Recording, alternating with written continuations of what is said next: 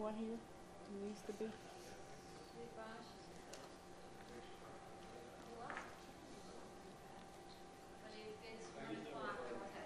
Go ahead. Oh, okay.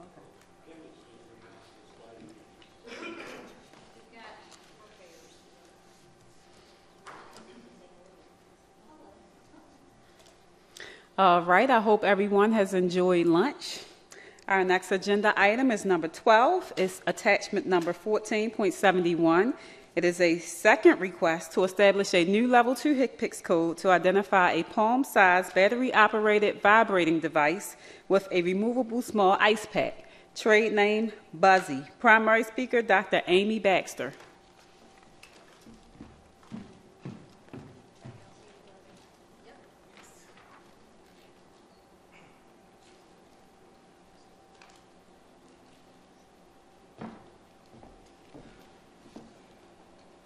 Thank you for allowing me to come back to present Buzzy Pain and Fear Relief. When I was here before, it was suggested by the panel that this was a DME device and not a device for hospitals, and I appreciated that advice, so we applied as a DME device. At the time, I was here advocating that Buzzy was something that children needed for their vaccines to decrease pain, and I was wrong. I was also here because I felt that the way that we're vaccinating children and the pain from it is contributing to needle fear that decreases compliance. And I was right. So I want to start with talking about Diane Lazaria, who you see here. She's a 59-year-old woman who had not had any kind of IV access, had actually natural childbirth to avoid needles, and her husband gave her unmitigated abuse for not going to get a flu shot because she was too afraid to do so. So she got a Buzzy, and she did go get a flu shot. And this was her testimonial that she sent in 2011. 2 years after that, the beginning of 2013, she came down with a health problem that she wouldn't have had diagnosed if she hadn't gone to the doctor. She hadn't gotten blood tests her entire adult life, but because she had Buzzy, she got the blood test. Because she got the blood test, the problem was identified without health-protected information, and 8 months later, she's in remission. But if she didn't have something to overcome her needle phobia, all of this would have been way down the pike and much more expensive. So what I'm talking to you today about is the problem of fear of needles, that it's important. Moreover, that research that I have just completed and that is in the press shows that it's increasing, and that pain relief matters not just for the individual time or the moment, but it matters for the actual health of the patients who are affected by fear of needles.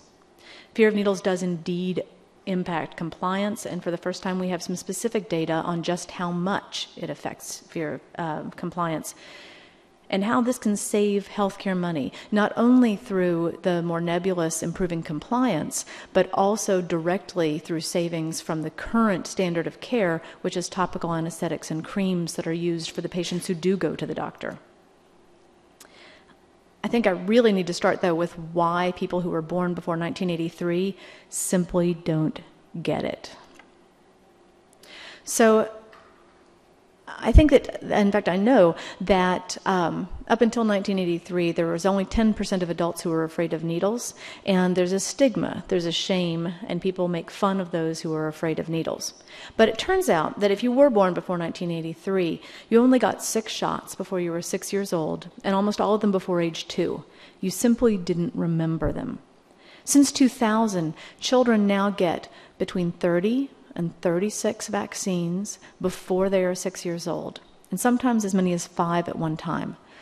Much more importantly, many of them are given on the same day between age 4 and 6.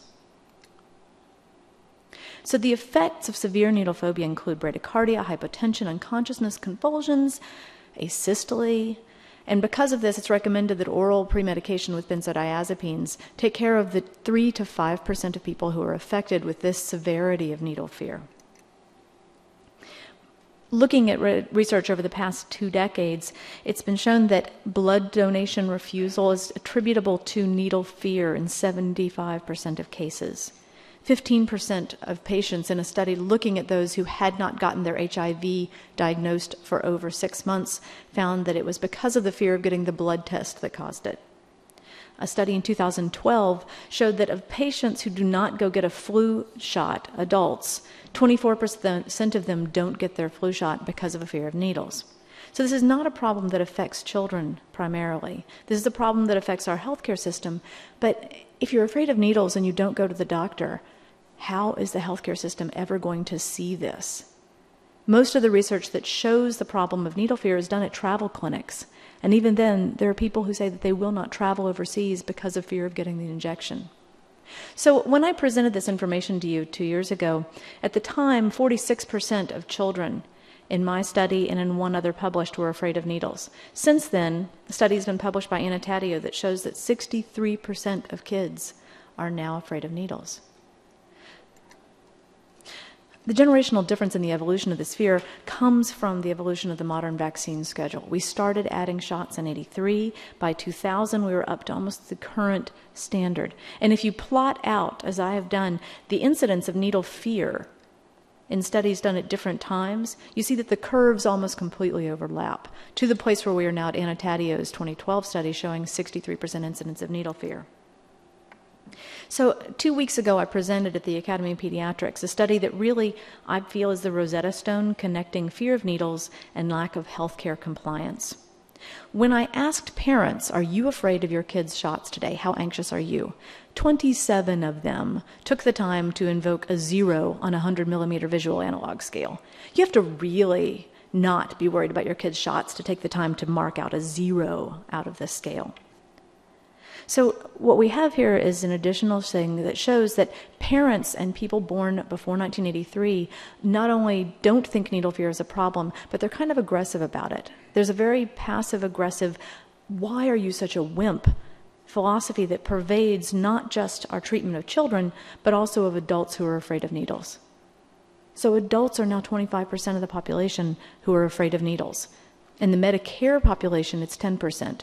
From 21 up, it's 25, and for children, it's 63%. This is something that we need to address as a society and something that it makes sense to pay for. So children who got 4 shots on the same day, 46% of them were in the upper quartile of needle fear. It was a dose response. How we've given shots to kids for the last 15 years is causing needle phobia. But what's important is the HPV vaccine uptake in these kids that I followed out an additional 3 years, if they were in the upper quartile of needle anxiety, they were 2.5 times less likely to get their HPV vaccine. So this is a small microcosm of why Buzzy for pain relief for needles should be covered. What Buzzy does is it overwhelms the pain nerve by adding enough cold and vibration that when they go to the same place in the spine, a single message is sent to the brain. And if you use enough cold and vibration, you block out that pain signal to the brain. What this does effectively is decrease the fear over time. Now, initially, I thought this was for kids' shots, and I was wrong. Not only does getting 4 shots on one day overwhelm even the effectiveness of Buzzy, Buzzy works best if you're getting 1 or 2 shots on the same day, but also children are not the most effective place for the physiology. The ice packs cause Buzzy to work better for adults due to something called descending inhibitory control. So we started looking at adults and found that not only did Buzzy decrease the needle pain for IV access and blood draws in adults, but the more anxious you were about needles, the better it worked. What I think is partially going on is that people, some of them are more sensitive to sharp touches, so they're also more sensitive to the vibration and cold from Buzzy. Not only does this work for IV access, but it also works for the burning pain of injections. I don't have a 5-minute speaker, but I do have this testimonial, verbatim and sick. Buzzy is a lifesaver. I am a diabetic and on meds to which I am maxed out on them. I have been prescribed Victoza, which is an injectable, but due to a really bad needle phobia, I cannot take it. I cannot take insulin either because it's also an injectable. My sugars were extremely high and nowhere to go with controlling it. Thanks to Buzzy, I've been able to use the Victoza, keep my sugars down, and have lost a good amount of weight, from 167 to 151. I feel great and my doctor is happy. I highly recommend this to anyone who has a needle phobia. I asked if I could use the testimonial, and she sent more. Buzzy has been a godsend. I was skeptical at first, but I decided to give it a try. I was at my wit's end, and even knowing I absolutely needed to be on the Victoza, I just could not force myself to do it again on my own. I have done it a few times, but had a bad experience, very uncomfortable, and had to stop the Victoza. When my doctor heard I wanted to get back on it again after using the Buzzy, which she didn't know about, she told a lot of other doctors at the clinic that, knowing me, she thought there was no way I was going to stick with it. She told me herself the story about saying to everyone else on the clinic that on the last visit. I explained about the Buzzy and how it's helped me to use Victoza, and she was ecstatic. Not only did I lose weight, but my A1C went down from an 8 to 7.2, and I am so close to 7 where my doctor wants me, and she's over the moon. Thank you. I would never have been able to do this on my own without Buzzy. So this is an example that needle phobia does impact compliance, but it's not something that you're going to see unless you actually talk to the patients who aren't coming to the doctor. So all of these different areas, finger sticks, compliance with finger sticks that's been shown to impact diabetic care, all of these are clinical reasons beyond simply a vaccine why having a pain device is important.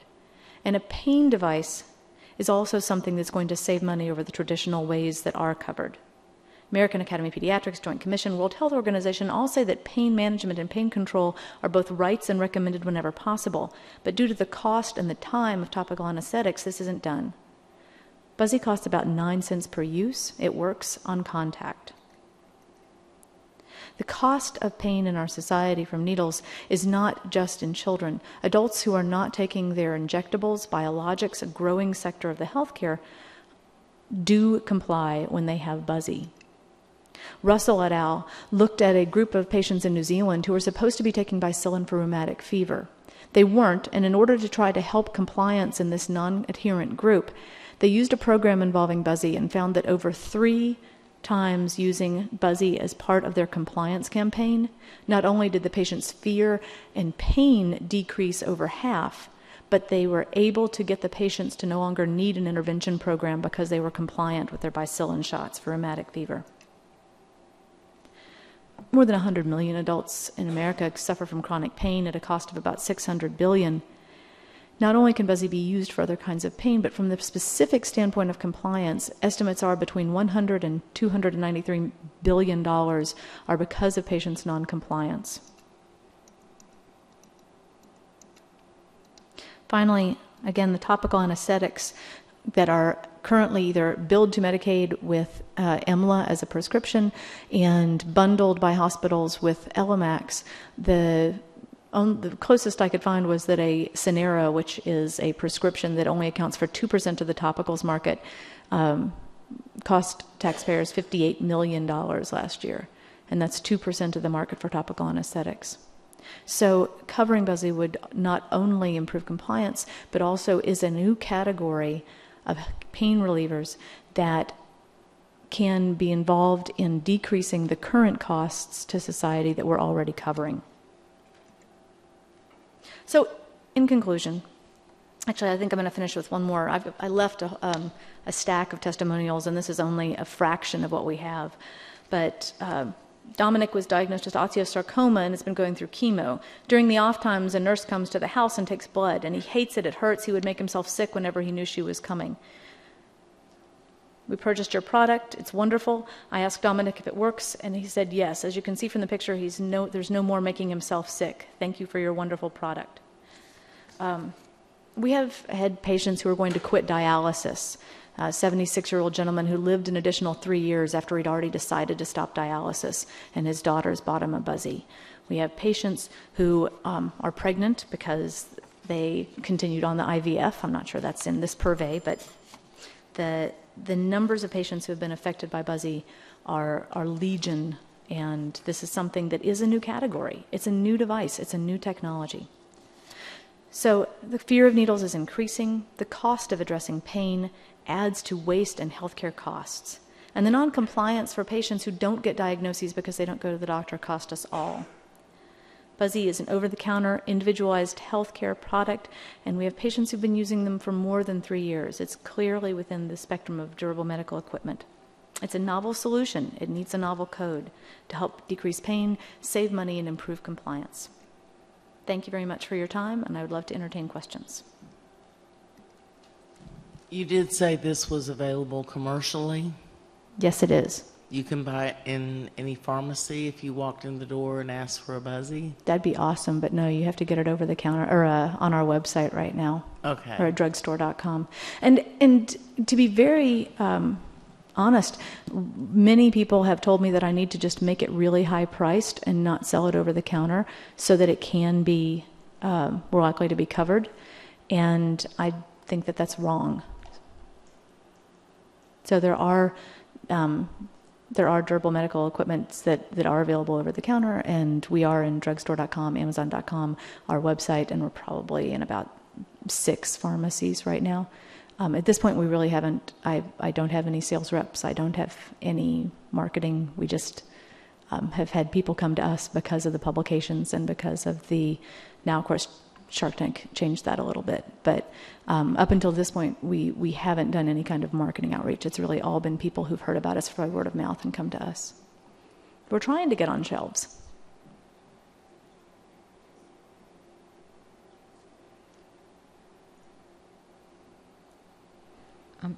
Thank you, Dr. Baxter. I don't think, and maybe I just didn't hear it. Did you provide your disclaimer at the beginning of your presentation? Oh, I'm sorry. I didn't, and I did last time. So I invented Buzzy and started MMJ Labs, and I got the NIH grant that funded all of the research, and have done, and I do have an NIH disclaimer and a conflict of interest statement. All of the research that I have done is analyzed by a co-author, and I don't have any input over the data collection or the data analysis. But at this point, I have published 2 studies about Buzzy. This study about needle phobia was funded by the NIH, but has nothing to do with Buzzy. And there are about 12 other studies that I have not paid for. I don't even give them free Buzzies. Usually I just find out they've been done after they get published. Oh, we have a contract manufacturer. Is that what you mean? You are the manufacturer? Yes. I mean, I don't manufacture them personally, but, right.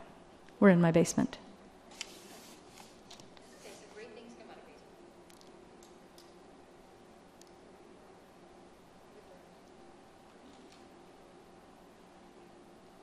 Any other questions?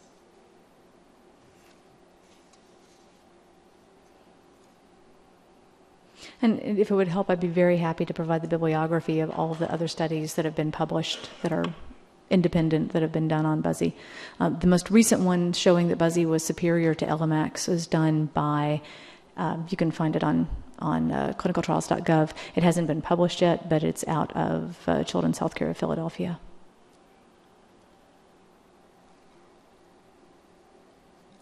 Thank you.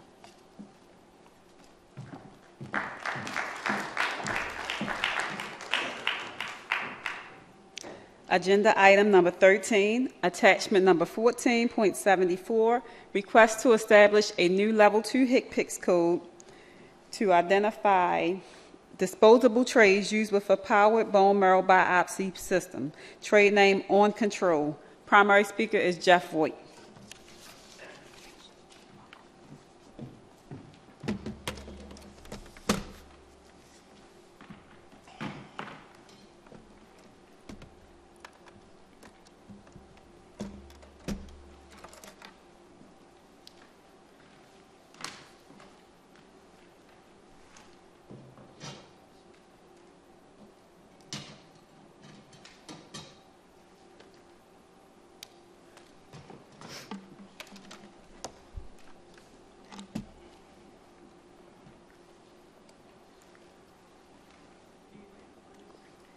I think I'm good.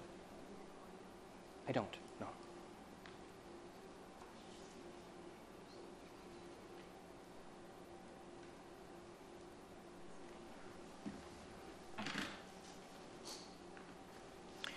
So we would like to thank CMS today for the opportunity to talk about the powered bone marrow biopsy system.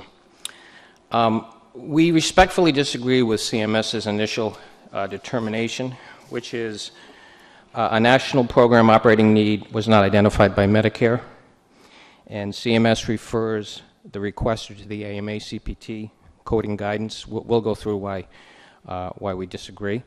Again, my name is Jeff Voigt. I am a reimbursement consultant. I have financial ties from a consulting standpoint with Teleflex. I have worked with Teleflex in the past on gaining a HCPCS code, pass-through code a few years ago, code C1830, for the use of this particular product in the hospital outpatient setting.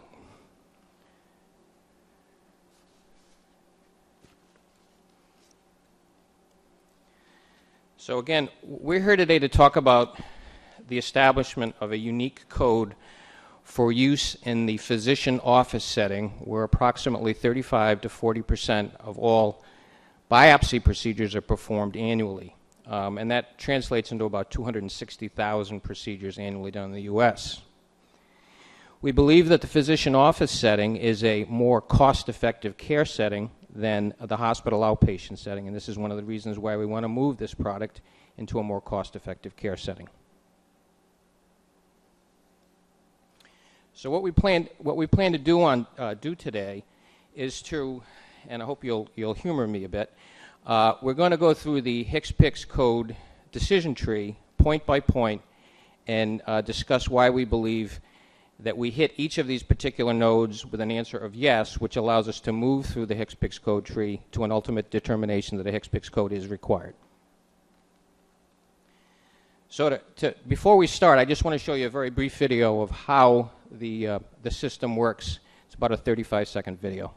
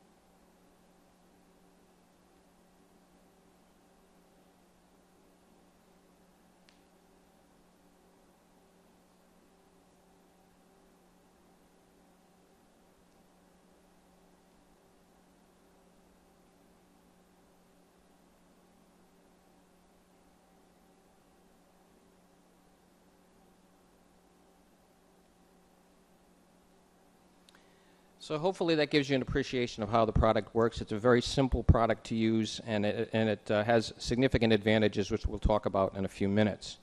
So to start and going through the HCPCS code tree, the first question is the application complete? We're assuming it's complete because we're here today and we're one of the agenda items. Question 2, is the HCPCS level 2 the appropriate code jurisdiction? There are 3 parts to this particular question. And the first one is the item not capital equipment? That's correct. It is not capital equipment. It's a disposable biopsy system which works with a powered handpiece, which is a piece of capital equipment. It's not used exclusively in the inpatient setting. It is used in the physician office setting. Again, I'd mentioned about 260,000 of these procedures are performed in the physician office setting annually. It is not appropriate for a different code set. So one of the suggestions by CMS was to refer us to the CPT panel, which they thought may be an appropriate code set for us to go after. So we did, by the way. We did it 3 years ago. And we were turned down emphatically by the AMA. And unfortunately, with the simple reason that the AMA does not establish new codes for products, only services, and that an existing code already existed, code 38221, which is for bone marrow biopsy.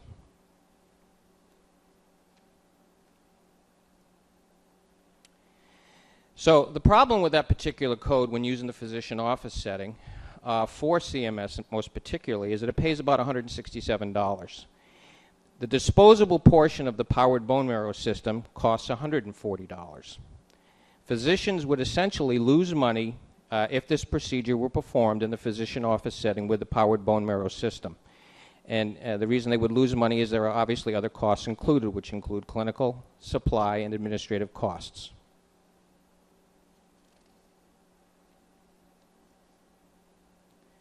Now, a potential solution to this particular problem is for the AMA to revalue the code 38221, and include the additional costs of the powered bone marrow biopsy system.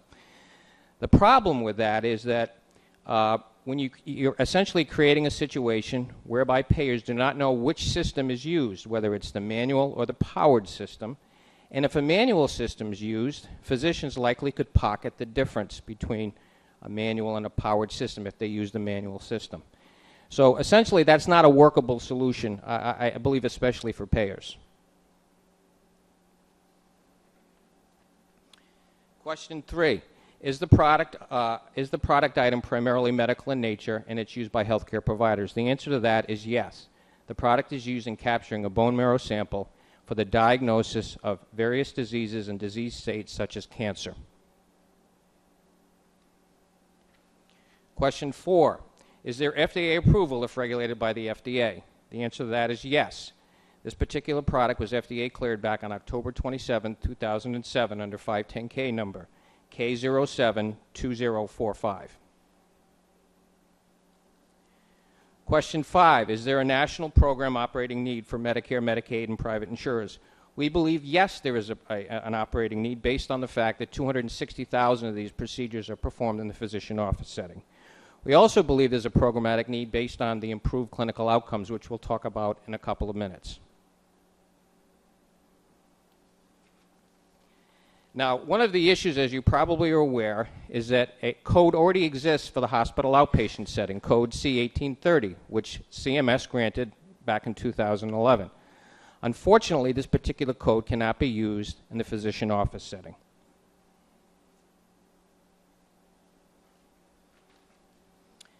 Does the item perform differently? Question 6. Yes, the OnControl system is a powered bone marrow biopsy system, and the current methods that are available out in the marketplace are all manual, so it is different. Question 7. Is there a significant therapeutic benefit? We believe yes, there is. Based on a systematic review of the literature of 5 randomized controlled trials, which my colleague and I published on in the 2013 Journal of Clinical Pathology, it was found to be the following. Powered versus manual systems demonstrated significantly lower pain for patients who feel pain acutely. A systematic review also demonstrated a significantly larger sample size with the powered versus the manual system. Larger sample sizes improve upon the accuracy of diagnosis, most especially with improved sensitivity. And we'll have some physicians talk about that today. Question 8, does it meet marketing and volume criteria? Yes, we believe it does, based on the formula that is actually part of the HCPCS code application, and we're supposed to hit 3% of the affected population. We believe we hit at least 6% of the affected population, so we believe we meet that criteria. Question 9, should a new code be created? Based on the fact that we've gone through the decision tree and answered yes to every one of the particular nodes, we believe that OnControl satisfies all of the requirements as noted in the decision tree by CMS. Now, despite this, addressing all of these issues, CMS's HCPCS, I apologize, let me go back here a second. Now, despite addressing all of these issues in CMS's HCPCS Level 2 decision tree, CMS still contends that there's not their responsibility or jurisdiction and it belongs with the AMA CPT. So in follow-up correspondence with CMS, it's been stated to us the following. The AMA decision does not, the AMA decision not to establish a CPT code does not mean that CMS is obligated to create a Level 2 HCPCS code for a device or service. However, we believe that CMS should be held to a higher standard, and the higher standard is its mission, and its mission states the following. Its mission is providing access to high-quality care and improved outcomes at lower costs, and this obligation should trump anything else that's below it, including this decision not to grant the code. This procedure meets CMS's procedure or service meets CMS's mission on all counts. Number 1, it provides access to care where it isn't currently available in the physician office setting. Number 2, it provides for improved outcomes of lower pain, larger sample size for improved accuracy. We also believe it provides for cost-effective care doing this procedure in a physician office setting versus doing it in a hospital outpatient setting saves CMS significant money. Now, we believe CMS can establish a code and price for this if they so choose. There should be a programmatic need based on access to high-quality care. The next slides will provide examples of where CMS has identified a programmatic need for products or services which appear to be the purview of the AMA. Now, to go through the brief history again to make sure we understand where we are, the AMA editorial panel has stated it doesn't establish new codes for products, only services. The current payment for this particular code at $167 in the non-facility setting will not cover the costs adequately for this particular service. Thus, physicians are not going to use this system in the physician office setting because they'll lose money every time they use it. As well, it's not possible to revalue CPT code 38221 as it creates a situation whereby payers would be paying too much for a manual system and possibly way too little for a powered bone marrow system. Additionally, to add insult to injury, the AMA has stated that they not only will not establish a code that they cannot, but they will not establish or revalue an existing code. And the comments we've gotten from the AMA are as follows. A powered bone marrow biopsy product will go nowhere, and the Practice Expense Committee, and I believe, will be at risk to opening all bone marrow biopsy codes to global reductions. The specialty societies for which I am a CPT and RUC advisor, this is another person, has its own huge problem with transplant reimbursement. We can't spend political capital on this issue. Now, the AMA's reluctance to address this issue does not mean that ensuring access to improved outcomes is not important, because it should be for everyone who's involved in medicine.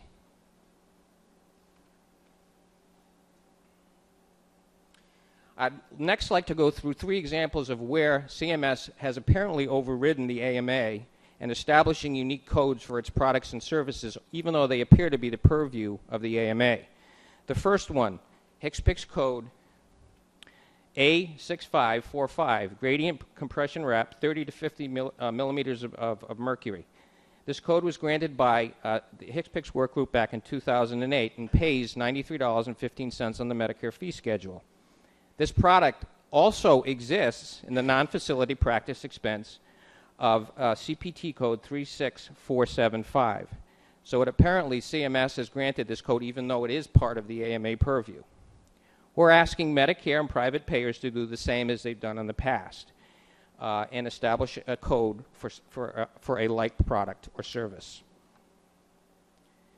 Example 2, HCPCS code G0457, negative pressure wound therapy disposables. This HCPCS code was granted back in 2013 in order to ensure access in the physician office setting. Again, these disposables should probably have been the responsibility of the AMA Relative Value Committee, as they appear to fall under CPT code 97606. However, CMS again granted this code in payment, likely due to a programmatic need and better care for its enrollees. Example 3, HCPCS code G0188, wound closure utilizing tissue adhesives only. Again, the cost of this product should likely have been the responsibility of the AMA Practice Expense Relative Value Committee and incorporated into CPT code 12002, repair of a superficial wound. This code, and I quote, this is from the Federal Register, was granted by CMS due to better outcomes with the use of tissue adhesives in closing wounds faster. Again, here is a product that has actually demonstrated improved outcomes and likely could be the purview of the CMS in granting this new code. Again, we are asking for the same thing with the powered bone marrow biopsy product. Establish a HCPCS code for a product that provides better outcomes for patients.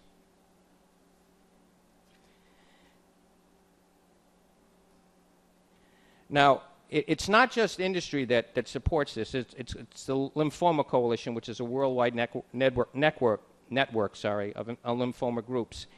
It's mostly patient and provider advocacy groups. And they quote, "The on-control system offers a better way to capture the sample in a quick, accurate format and one that patients should have access to, i.e. in the physician office setting." This quote alludes to the fact that quicker sample procurement with the powered bone marrow product results in less pain for the patient. So here is our ask of CMS and of private payers. We're asking CMS and private payers to do the right and the fair thing. Establish and value a HCPCS code so that patients have access to better care and a more cost-effective care setting. CMS should also establish and value this product or service in order to meet its mission of providing access to high-quality care and improved outcomes at lower costs. CMS and private payers have established new HCPCS codes in the past with other products for whatever reason, and we're asking that this product receive fair consideration, similar to what's happened in the past with new HCPCS codes. Thank you very much, and we do have, I think, several speakers who want to talk about their use of the on-control system.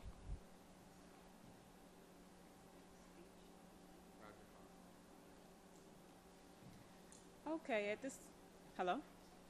Is it on? I don't know. Can you guys hear me? Okay, there it is. Okay, I'd like to call the first speaker, Roger Hahn. Hello, my name is Roger Hahn. I'm a radiologist in Massachusetts. I'm a paid speaker for the VitaCare Corporation, and I'd like to say I'd like to try to refute the committee's preliminary decision to not have a code for the on-control needle.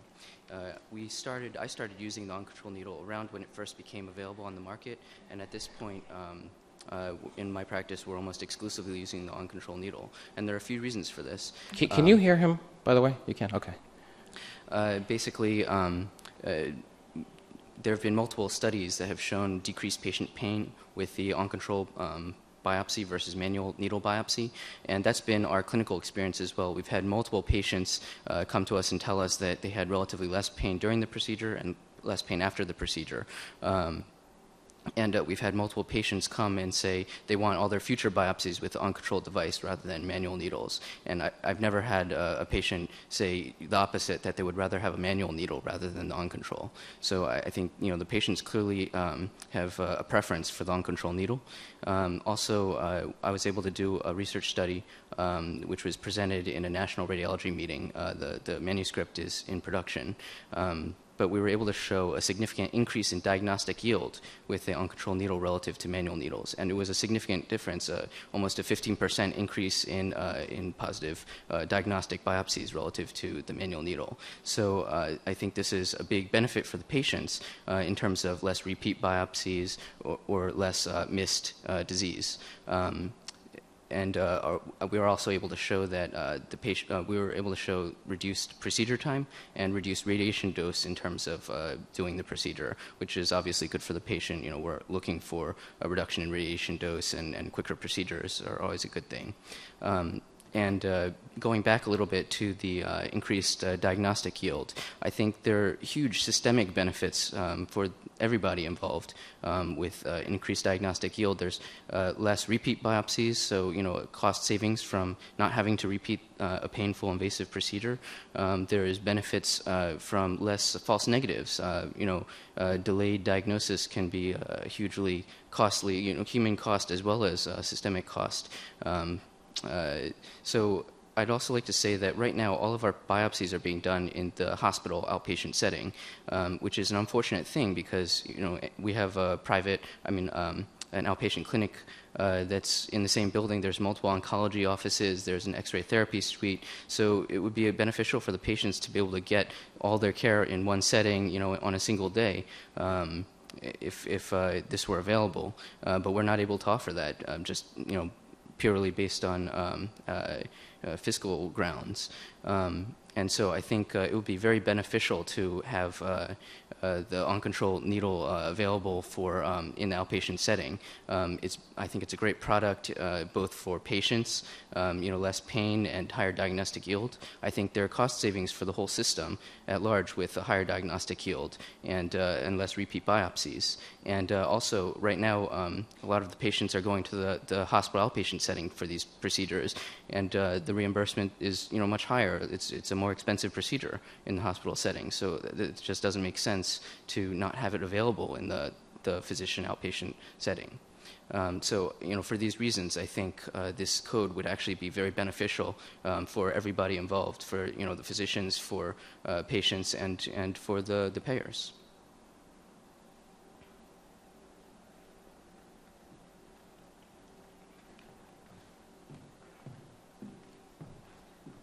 Our second 5-minute speaker, Andrew Brenner.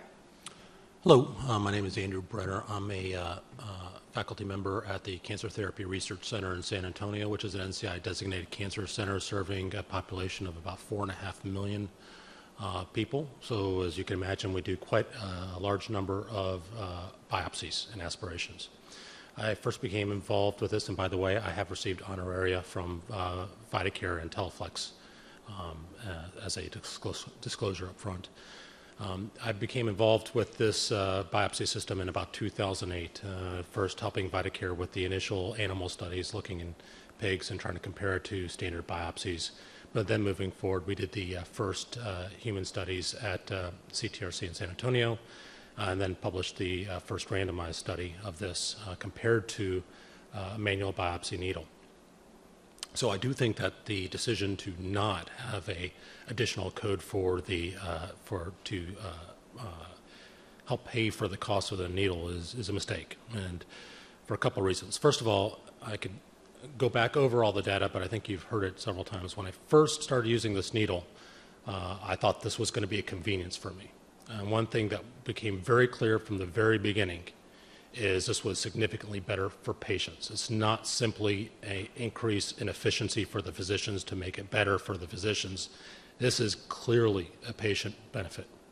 And it comes in a number of different settings. Number one, the actual level of pain control is significantly reduced. We showed that, other institutions that performed studies showed that, and it came out in the meta-analysis that was performed after all those studies were looked at together.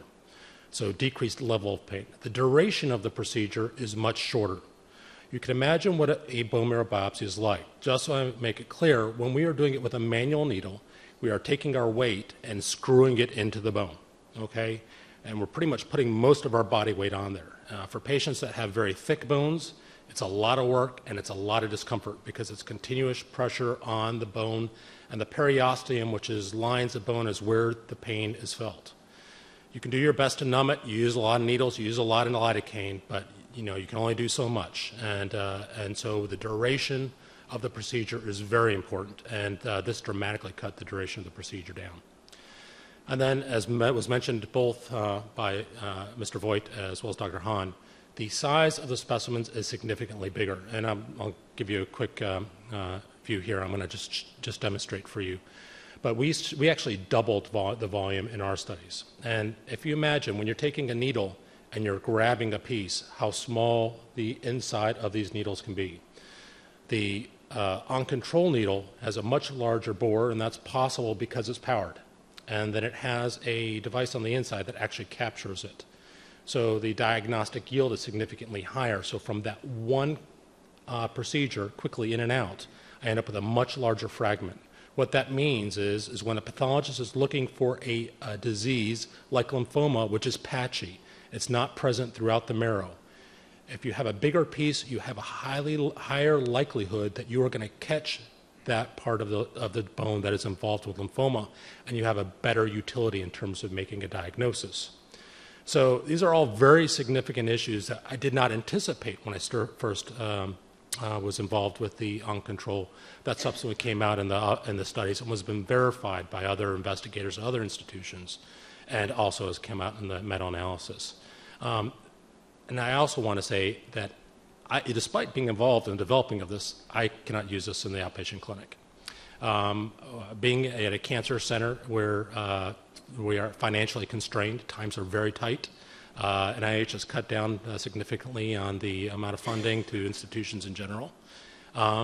If we lose money on this, it's just not going to be in the clinic. I've tried multiple times, and it's the same answer each time. We can't afford to do it because the cost is prohibitive, and so we stick with the same Jamshidi needles, and it's to our patients' disadvantage.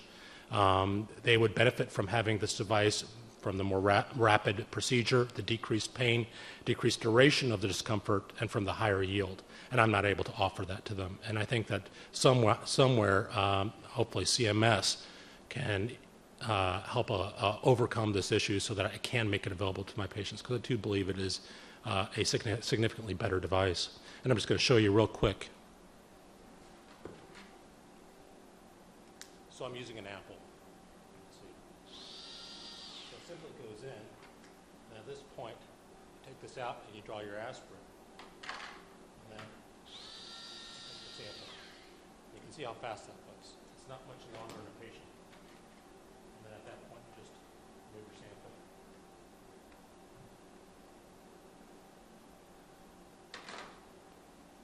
So I'll show you so you can have an idea of the size of this specimen. You can imagine if I was using half the volume here, much harder it is to be able to develop this.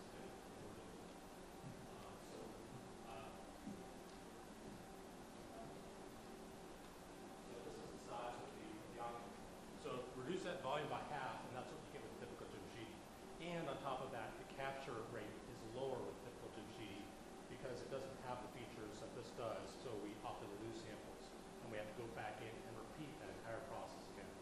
So I would strongly encourage you to help make this available for us. And if you have any questions, I'm happy to answer them.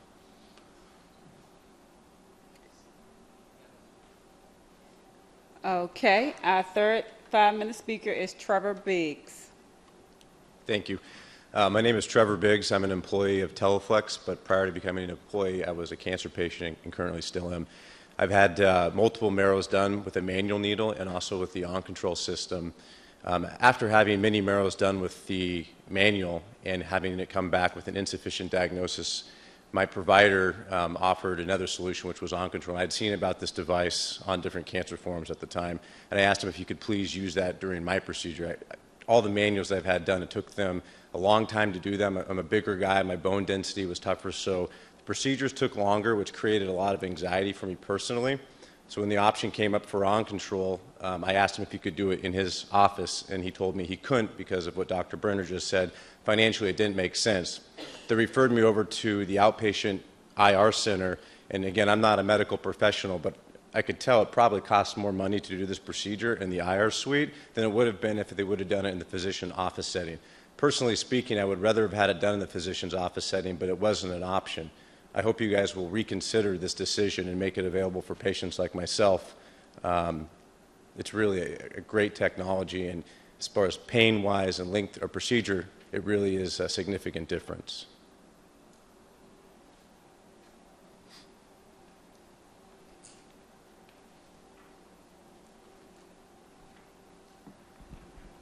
I have a question.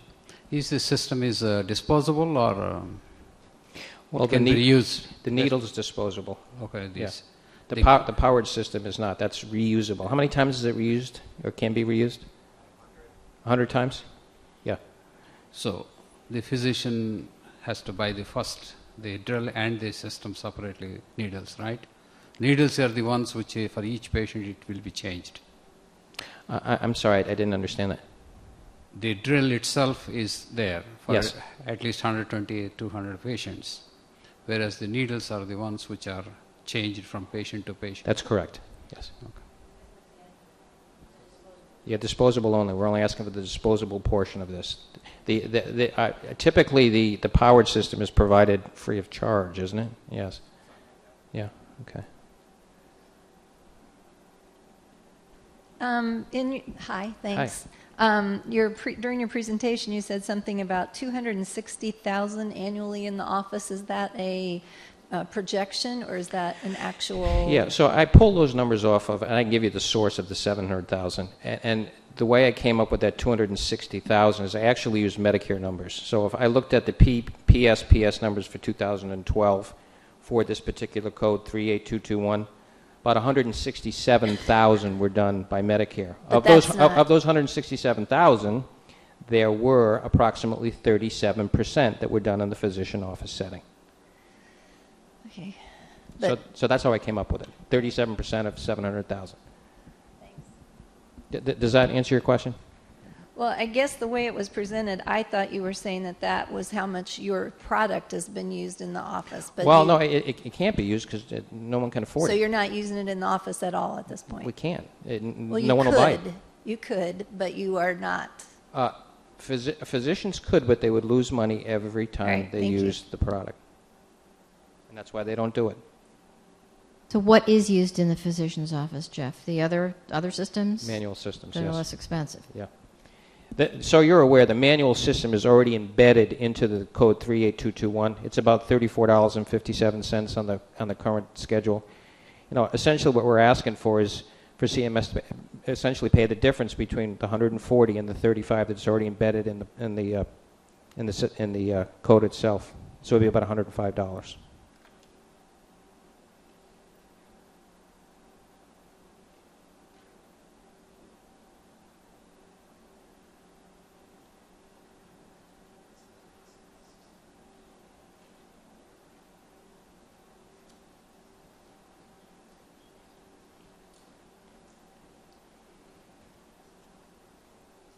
I do have a question. Can you explain to me what is included in CPT code 38221?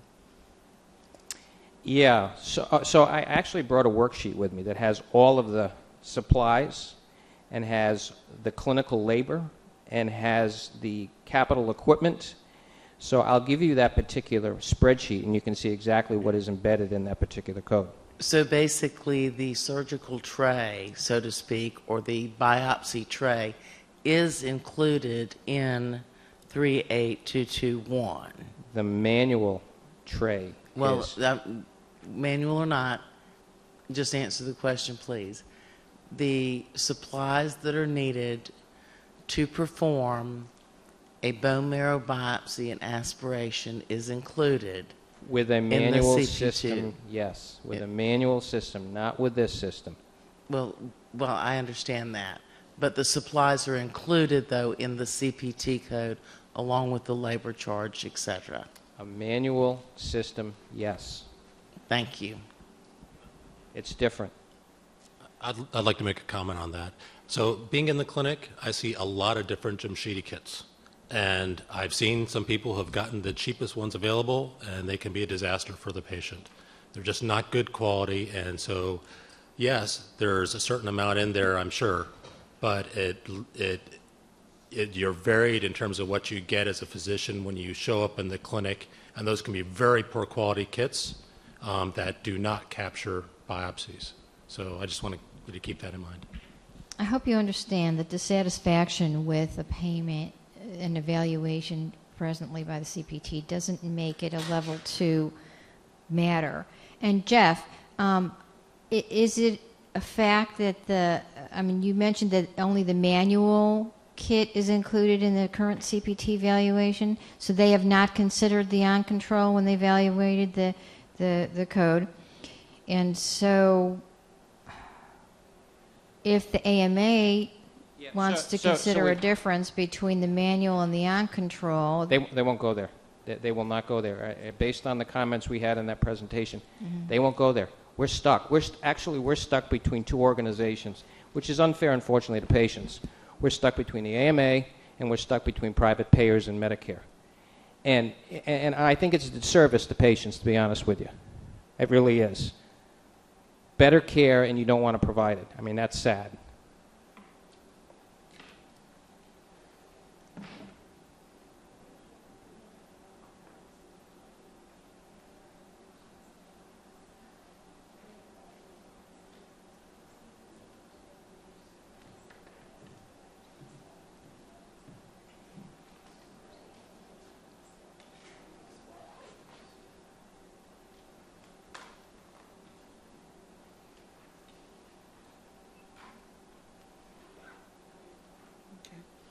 Agenda item number 14, attachment 14.82, request to establish a new level 2 HCPCS code to identify an auricular point stimulation device.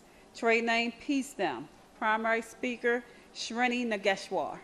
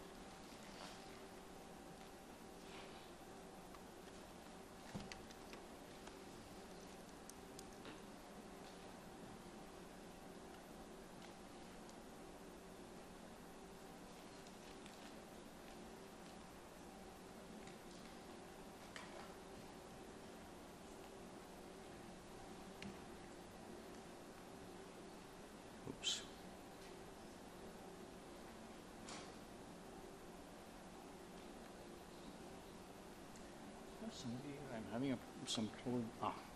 You're okay.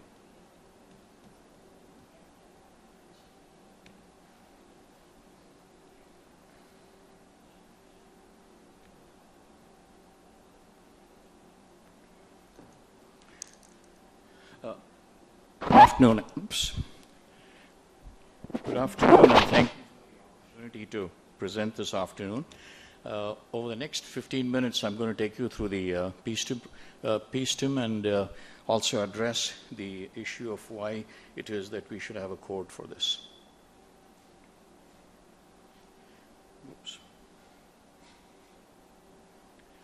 Oops.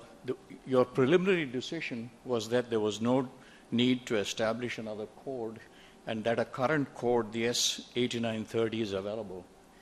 We respectfully disagree with that, and here's why.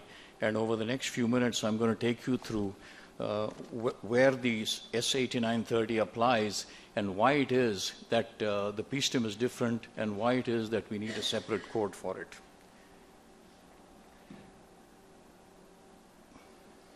The S8930 code actually applies to things that are done with this device, which is called an electrical stimulator. They apply two needles to the ear, and then the ear is stimulated for about 10 to 15 minutes. There's another device like that, stimulated for 10 to 15 minutes, and then the patient goes away. And the procedure is actually described in the auricular therapy manual that has been written by Dr. Terry Olson. And the patient undergoes this treatment about 2 to 3 times a week for about 2 to 10 weeks. There are no consumables and no supplies involved in the procedure, and there's just one piece of capital equipment that costs $4,750. Now, in contrast to that, the PSTIM is actually a neurostimulator that is mounted behind the ear. It electrically stimulates 3 points on the ear. The patient goes home with it. The doctor mounts it on behind the ear. The patient goes home with it, and then the stimulation goes on for 96 hours, or the 3 hours on, 3 hours off rhythm, and then the patient takes it off after 96 hours. And what happens in here is that the PSTIM actually works by stimulating the 4 auricular nerves in the ear, and it actually results in cranial electrostimulation.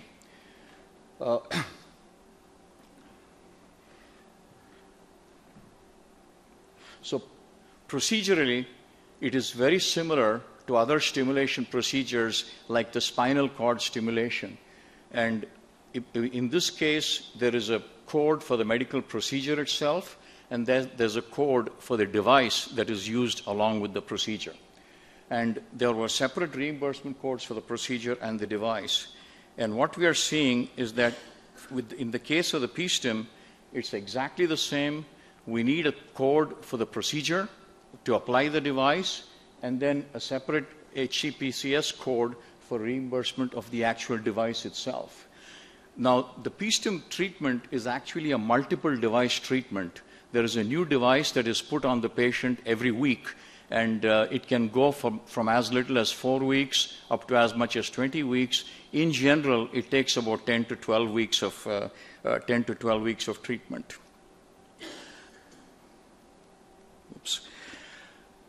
The PSTIM treatment is actually being practiced in the US since 2005, and currently every month several thousand treatments per month are happening. It's a very effective procedure that also keeps chronic pain patients off of narcotics. To tell us a little bit about that, I have one of our patients here from the Washington area, Dr. Wimmer, who was a 20-year chronic pain, who is a 20-year chronic pain patient, has been on narcotics for the last 8 years, and has been a PSTIM patient since March. Dr. Wimmer.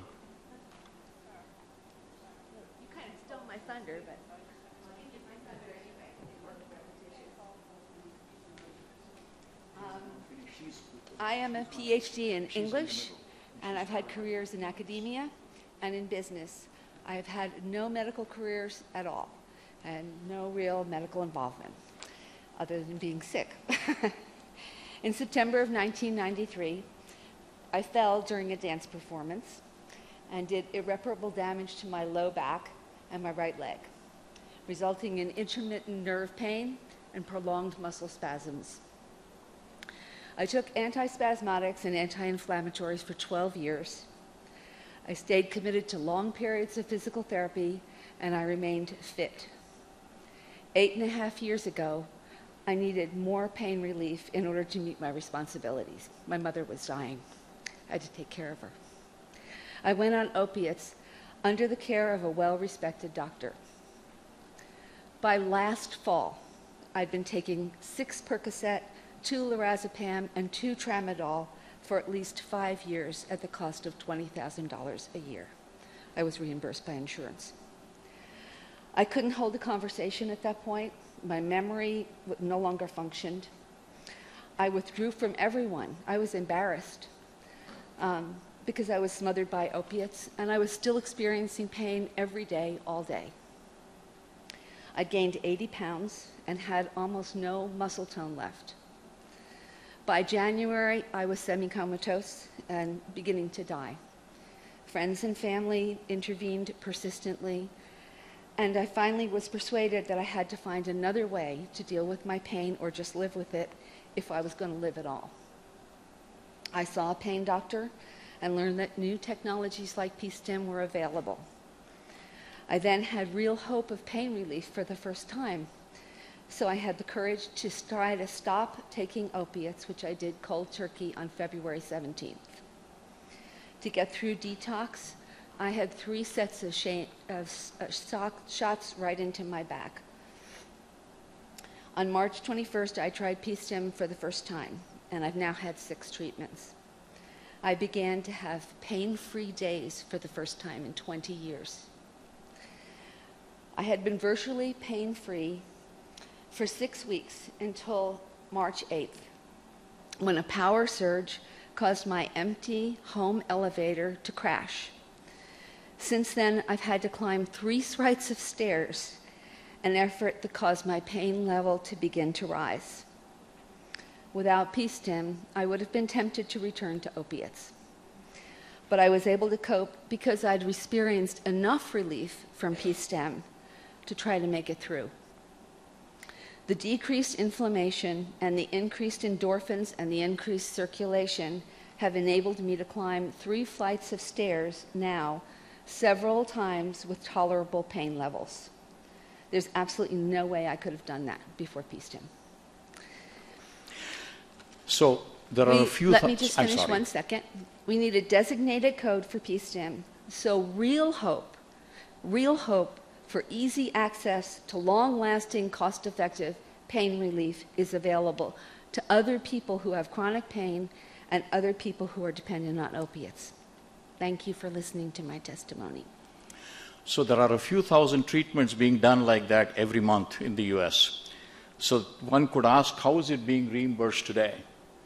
What is actually happening is, I will just say some creative use of existing codes is supporting this procedure. Today, many procedures are being performed in an ambulatory surgery center since the facility reimbursement covers both the procedure and the device. The S8930 is absolutely not applicable here. So, oops. Now, we know that there is unanimous agreement and a tremendous effort to reduce the use of opiates, narcotics in treating chronic pain patients. In fact, just here, there was a big study that came out in 2011 that one of the earlier speakers referred to, saying that there are more than 100 million patients suffering from chronic pain out of the 300 million population of the US. And that is actually understated because the person who ran the study, who chaired the study, the dean of the Stanford School of Medicine, Dr. Philip Pizzo, said that it was understated because they did not include anybody from the armed forces in the whole study. Now, the American Academy of Pain Management recommends that non-invasive and minimally invasive procedures be tried first before drastic treatment measures like opioids are used. So the P-stim is actually being used widely, even though the reimbursement scenario is confusing and unclear. And as I said earlier, it's a non-narcotic treatment that has been proven to be effective by thousands of patients. So it is extremely important that an HCPS code be assigned in order for patients to have this treatment in an office environment and not in a surgery center environment. This is a big thing because the procedure is not that difficult to perform. It probably takes between half hour and 3/4 of an hour in a physician's office, but the bulk of the procedures are being done in an ambulatory surgery center today. And we think, in fact, we are sure that one, the usage of opiates will go down. Second, the actual reimbursement that Medicare is paying out or any of the insurance agencies are paying out will actually go down by having a code and making this an office procedure rather than forcing it to be done in an ambulatory surgery center. So this is why we feel that the bottom line is that a new level 2 HCPCS code needs to be assigned very specifically for reimbursement of the P-STIM device. Okay. And when you say why, this will clarify the reimbursement procedure, move the treatments from the ASC to the physician's offices. It will help support and stimulate non-narcotic procedures to treat chronic pain, which is what our government wants. And it will stop all the creative reimbursement practices that are going on and will save insurance companies money here. Okay, thank you.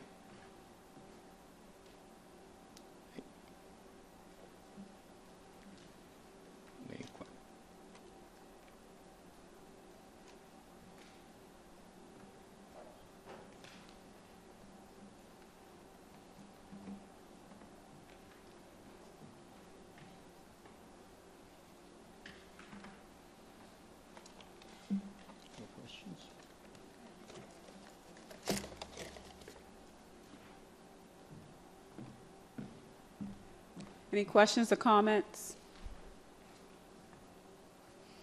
Okay, thank you. Okay, moving along, agenda item number 15, attachment number 14.091, a second request to establish 2 new level 2 HCPCS codes to identify a mobile eye tracking device and associated hardware and software.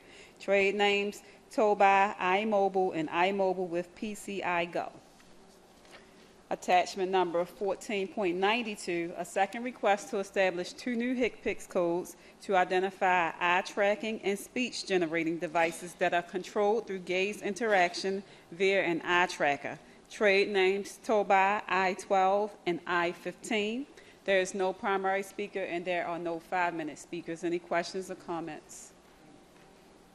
Okay. Item number 16, attachment number 14.100. Request to establish a new level 2 HCPCS code to identify a portable pneumatic long-axis hip traction device for independent home use. Trade name Hip Track. Primary speaker Paul Kim.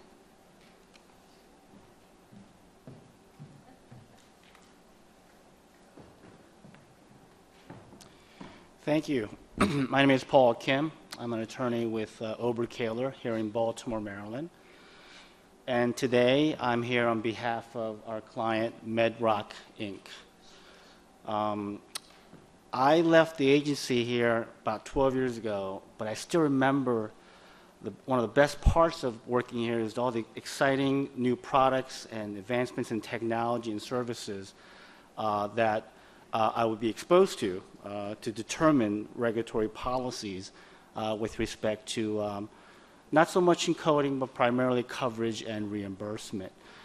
So, quite frankly, I don't envy any of you sitting in the front row. It's an exciting job in terms of all the new advancements that you can be exposed to, but it's a very difficult job.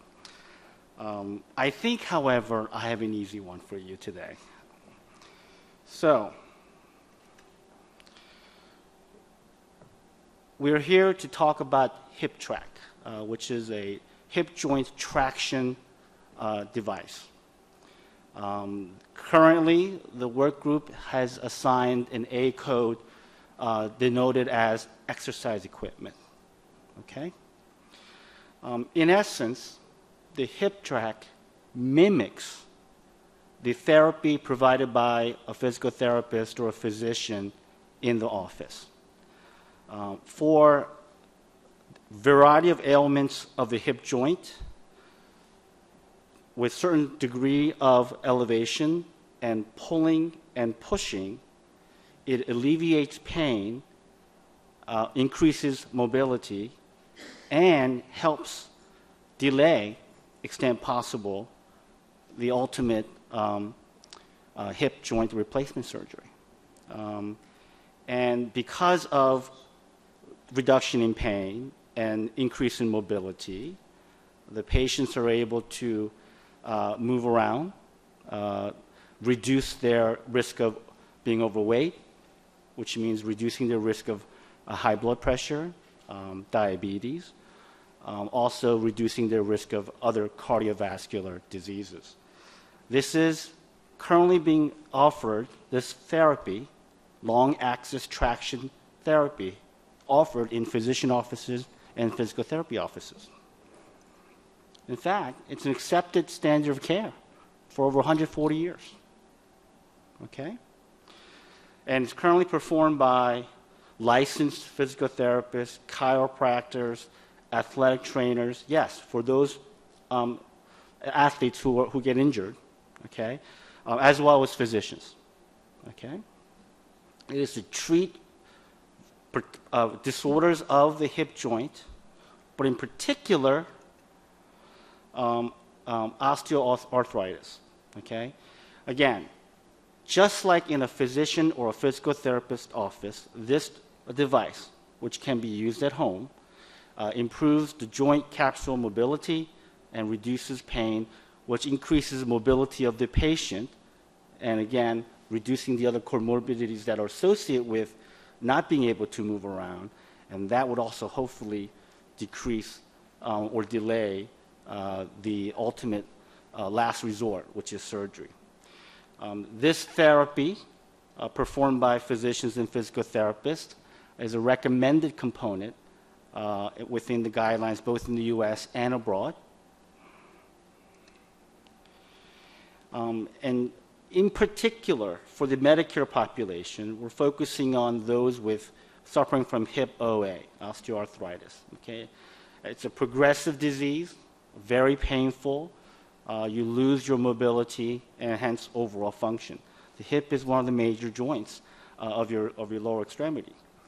And so long axis traction by physicians and therapists is used to reduce that pain, to stretch and that tight joint capsule and improve function of that hip joint. This therapy, again, long axis traction, helps in the delay of the ultimate last resort for these patients, which is hip surgery. It allows the patients to move because the patients with hip joint ailments often become overweight and are suffering from other comorbidities as a result of their lack of mobility. We've included literature in terms of clinical trials in the application. We've added some newer ones, again, because there was a question or there was a preliminary decision that this was an exercise equipment. So we listed a few more. So here's why I think this is an easy decision, okay? There are other traction devices that the work group has coded, okay? Cervical traction in particular, all right? Right now, you can go to a physical therapist office or a physician office to get the same type of traction therapy. And you can continue that therapy at home through a home cervical traction device, E0855. Okay? This is particularly helpful because it provides continuity of care. But think about in terms of rural areas. Right? Some patients, yes, even in this modern country, have to travel an hour or more to get that therapy.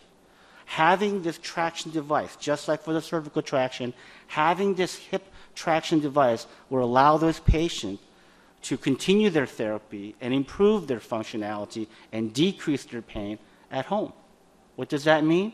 Reduce cost, savings for the program. Okay? Now, of course, you will see from the second speaker that the hip track is much, much larger. much more involved in terms of manufacturing cost, but the function is essentially the same. Okay, so let's address the elephant in the room, all right? Is this an exercise equipment? Okay, I'm an attorney, and I cannot lie. Sure, you can use it to stretch your joint, but you know what? So can you with this. You can use the cervical traction as a stretching exercise for your neck. Likewise, you can use your hip track as a stretching exercise for your hip joint. Any of the traction devices that you have already coded, sure, you can use it that way. But is it being used that way? No. Why? The FDA specifically requires a prescription, okay? Plus there's a plan of treatment that's established by a treating physician. But if you're saying that this hip track is an exercise equipment, then all of the other predicates under the FDA, all the other predicate devices must also have an A code. Okay? Instead, just like the cervical traction device, which mimics the physical therapy service, the professional service, this hip joint traction mimics the professional service of the physical therapist, and hence warrants an E code.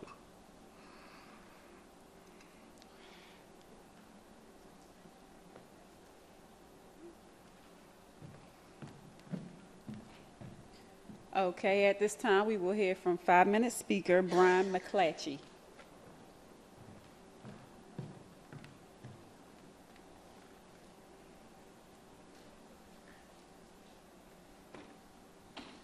My name is Brian McClatchy. I'm a VP of Sales for the Eastern United States for MedRock. I'm also a licensed physical therapist here in Maryland. I've been a licensed therapist since 1997. I just want to do a quick demonstration of how the hip track actually works here on the floor.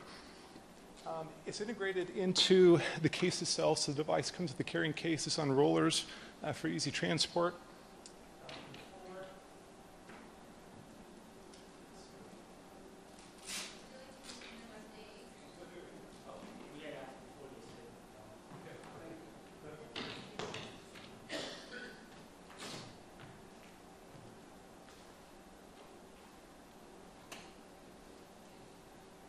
So as Paul shared, when you do manual long-axis hip traction, you want to get the hip capsule into a relaxed position. And so we do a little bit of a hip flexion, usually 20 to 30 degrees, maybe a slight bit of abduction, and a little bit of external rotation of the hip. We do this to relax the capsule. So we do the actual traction force. It allows the capsule to stretch, and you get decompression of the femoral acetabular joint. So the hip actually gets decompressed, takes pressure off the arthritis, the point of pain, but also relaxes the capsule. When a patient gets injured and has a hip injury, they tend to get a very tight capsule, which can limit mobility, cause their gait to change. If we can relax that hip capsule, we get less compressive force within the joint itself. If you don't fix that or treat that, the compression forces cause the femur to go farther superiorly into the acetabulum to create some more compression forces. Therefore, you accelerate the hip away, and the process that eventually leads to surgery. So we're going to do a quick demonstration with Paul here. As you can see, I'm leaving it at 30 degrees of flexion. We can adjust between 30 degrees, 20 degrees, or 10 degrees. We have a pump here we'll utilize for the force of the traction. I'm going to set this down for a second. And one of the key points here is we have an ankle binding. And this is the key part that engages the patient with the hip track itself. On the hip track, you have slots here on the carriage. And when the patient puts on the ankle binding, there's a hook here that allows the patient to put their leg up here, whatever size they are, whether Paul's height or my 6'5" height, to fit the patient, kind of a universal fit for most patients that utilize it. So I'm going to set this down and put the binding on Paul's left ankle. The nice thing, too, is it's a real simple application. It's just a Velcro strap you put on, and there are two small straps you just wrap around nice and tight. And then we're set to go. So I'm going to have Paul put his leg up there and pull the device close to him. We're going to put that hook right there into the device. just like that. So we have him at 30 degrees of flexion. If I wanted to, I could move his shoulders a little bit towards me for a little bit of abduction. We usually relax the ankle so it kind of falls out just a little bit for a little bit of external rotation, and then we'll pump it up.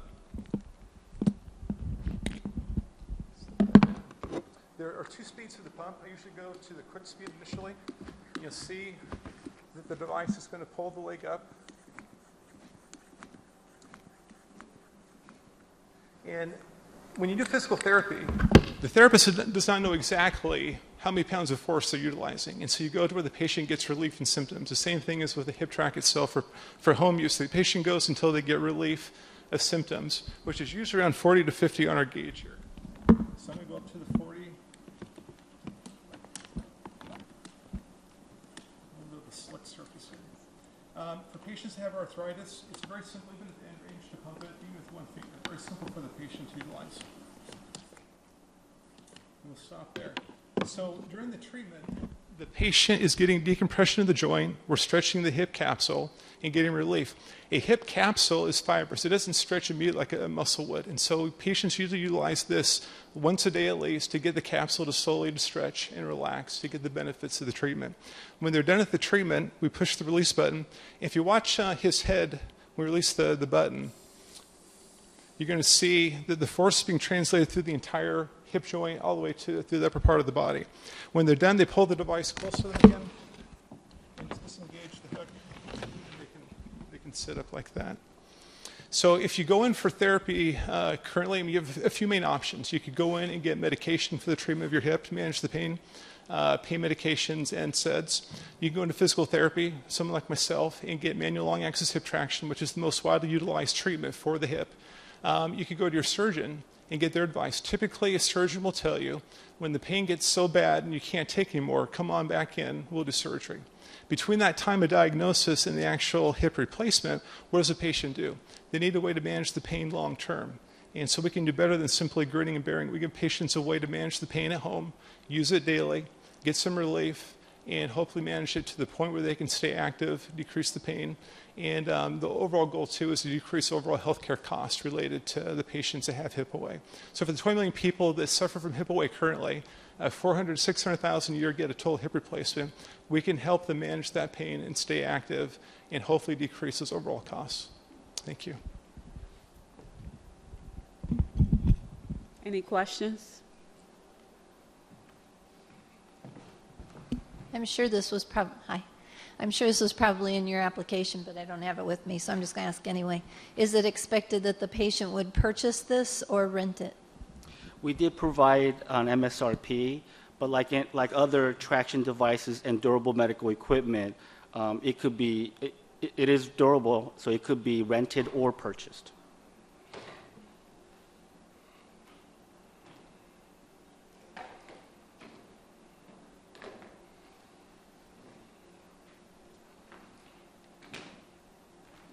Thank you, and again, please do not look for this item in your local sports authority. I was just wondering how difficult it would be to get your own leg unhooked. Like you're down there on the floor and the leg sort of drops into that lock with a curved hook.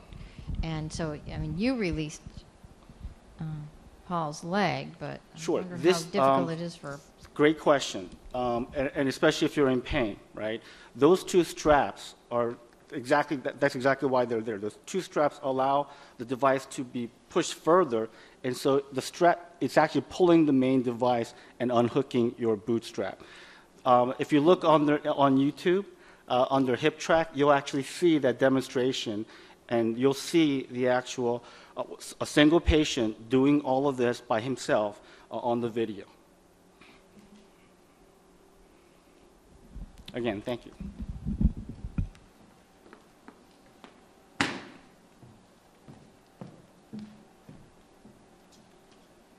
Agenda item number 17, attachment number 14.101, request to establish 2 new level 2 HCPCS codes to identify a wearable plantar pressure monitoring system, trade name SuroSense RX. Our primary speaker is Dr. Lawrence Lavery.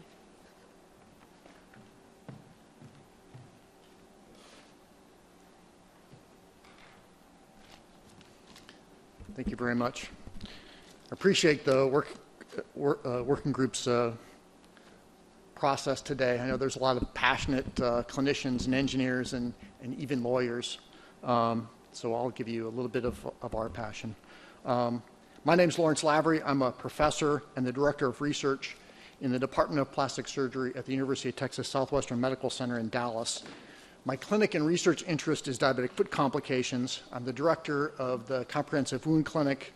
I manage a busy hospital service and a research group. My research group has received more than $10 million in funding from NIH, the VA, HRQ, the American Diabetes Association, and private industry. We published more than 200 papers in this topic area. My only financial affiliation with Orpix is that the company paid me an honorarium and my travel expenses to speak at this meeting. In the next 15 minutes, I'd like to address the following: the Orpix Medical Technologies HCPCS code request, the work group preliminary decision, concerns regarding the preliminary decision, an overview of neuropathy and foot pressures in the etiology of diabetic foot ulcers, an explanation of the SuroSense RX system, and revisited coding request. Orpix Medical Technologies is a leader in wearable health technologies with a focus in the plantar foot pressure monitoring space. The company was incorporated in 2010. It's located in Calgary, and it has 13 full-time employees. The company is currently privately held and has 50 shareholders.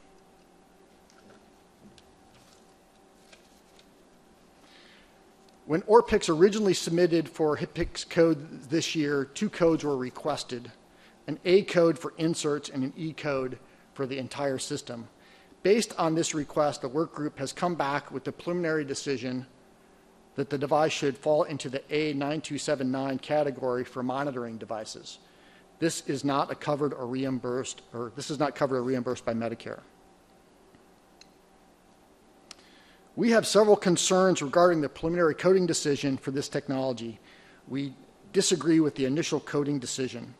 The company believes this product is more than a monitoring device. The SuroSense RX replaces the function of damaged sensory nerves by alerting the user that their foot pressure is over a predetermined limit. Our first concern is that the FDA product code in the HCPCS application does not reflect the intended use of this technology. Second, we would suggest that the HCPCS application should have reflected SuroSense RX as a prosthetic device and not as durable medical equipment.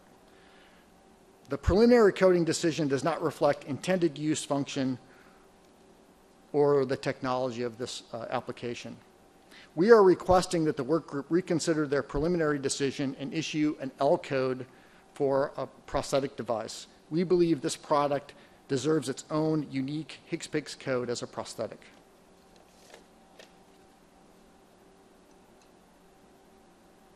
I'd like to take a few minutes and talk about the etiology of neuropathic foot ulcerations and the population that this technology is intended to address, and how this technology would be used as a prosthetic to interrupt the injury process.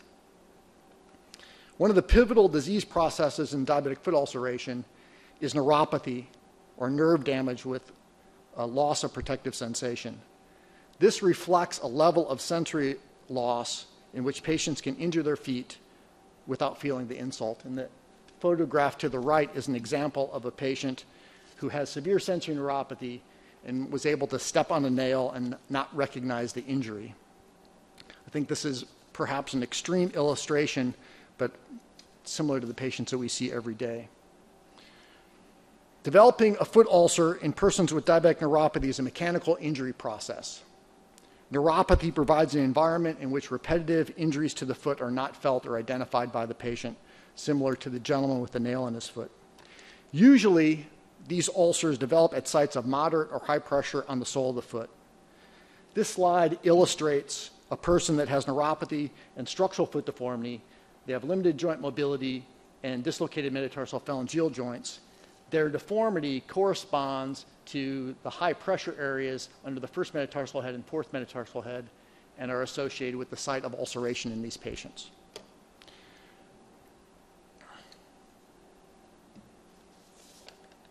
This is data from a diabetes disease management program in South Texas, and it involved 1,666 patients with diabetes that were all in an HMO with a Medicare replacement product.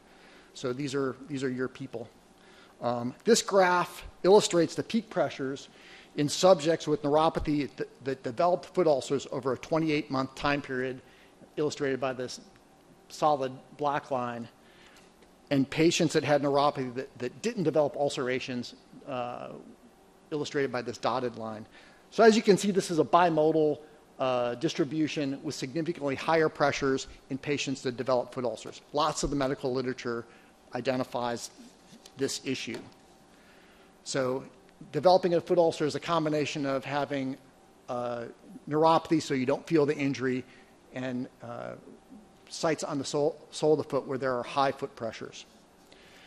This is data from the same disease management company. So this illustrates the incidence of disease in this patient population when they get preventative care that is well above the standard of care provided in the general medical community. In this disease management model, high-risk patients receive therapeutic shoes and custom insoles, and we were able to give them more frequently than Medicare allows under the therapeutic shoe bill.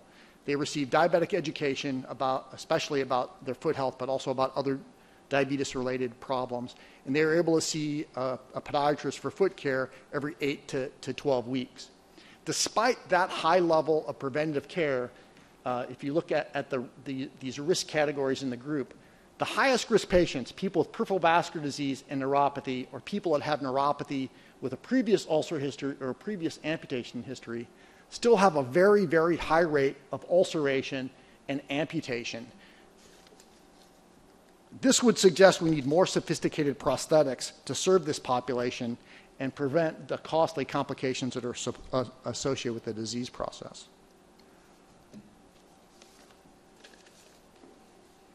The SuroSense RX is a pressure sensing insole and wristband system designed to alert the patient with peripheral neuropathy about abnormal pressures on their feet. The device collects real-time data through specialized insoles and wirelessly sends pressure alerts to the wristband, so the patient can be informed that their tissue is being injured because they will not feel it otherwise.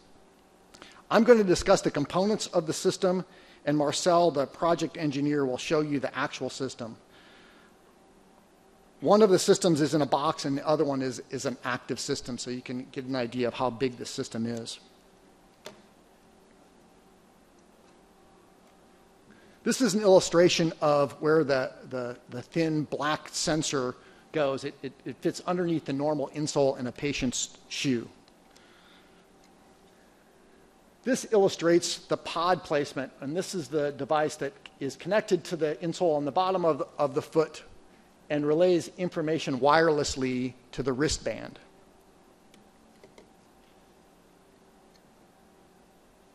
This is the watch or the wristband, and this displays the critical pressure data and offloading advice to the patients. And this is an illustration of the insole. The insole has an 8-sensor array, illustrated here. Each sensor measures pressure over time. An alert is triggered when a predetermined pressure time threshold is met or exceeded, and that alert goes to the patient's wristband. For instance, if more than 95% of measurements in a 15-minute time period exceed 35 millimeters of mercury, an alert is triggered, and the patient sees this on the watch.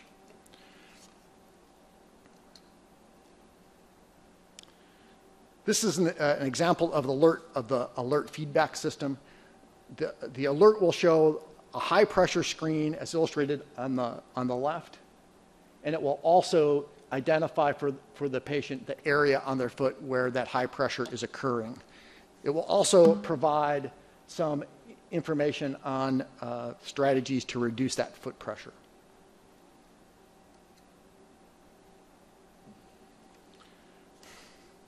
The SuroSense RX is a prosthetic device.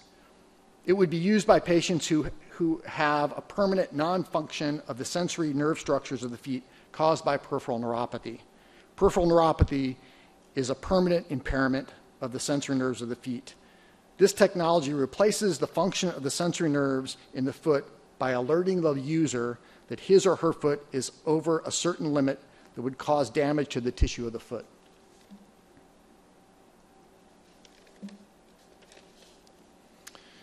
The company is in the process of completing several clinical studies. The first study is a technical validation in which this insole device was compared to one of the gold standards for pressure measurements, the pedobarograph. And this was published in September 2013. There's currently 2 ongoing clinical studies, a pilot study taking place at the University of Arizona with Dave Armstrong's group that involves 30 subjects with a history of previous ulceration, and about 50% of the study is complete. The second study is a larger randomized clinical study with Andrew Bolton's group at Manchester University, and they'll randomize 96 patients to receive this intervention or standard care.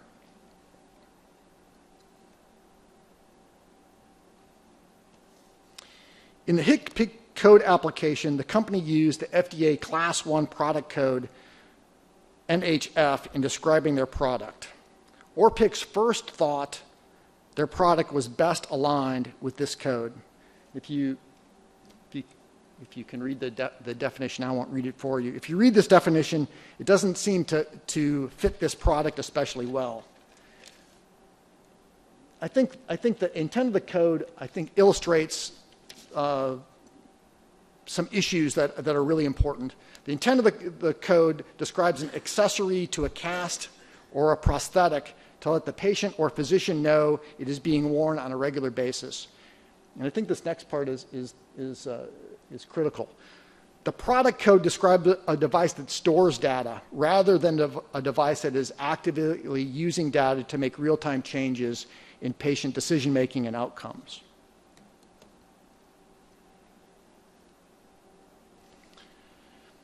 We believe the SuroSense RX more accurately fits the description of a prosthetic device because it replaces sensory nerve structure functions of the feet. Medicare statutes define prosthetic devices as devices that replace all or part of an internal body organ. Medicare Carrier's Manual 2113 expands on this definition of prosthetic device to include the following. Replace all or part of the function of a permanently inoperative or malfunctioning external body member or internal body organ.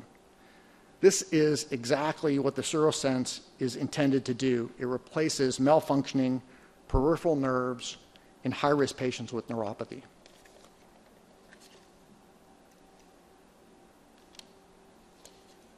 To summarize, this is truly an unusual situation. We believe it is limited to the following facts.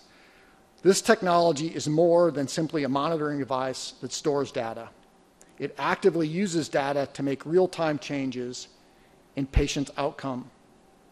Orpix is going back to the FDA to fully address the intended use of the product and reevaluate the product code. In light of this, Orpix requested that CMS withdraw the application, but there is no mechanism to do this.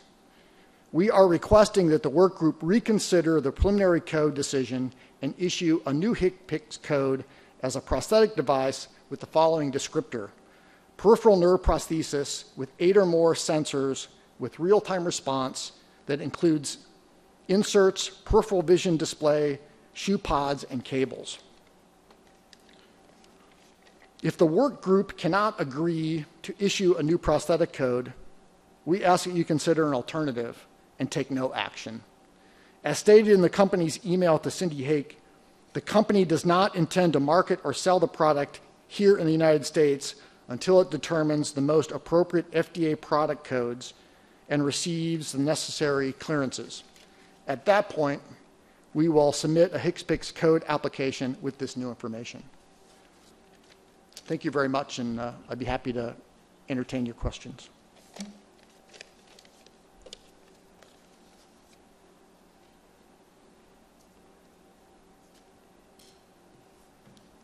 Thank you. There are no 5-minute speakers for this item. Agenda item number 18, attachment number, sorry. Let's see. Okay, yes, it is agenda item number 18. Attachment number 14.70, fourth request to establish a new level 2 HCPCS code to identify a custom fabricated foot orthosis for use by diabetic patients at high risk for plantar ulcers. Trade name True Contour. Primary speaker is Dr. Peter Cavanaugh.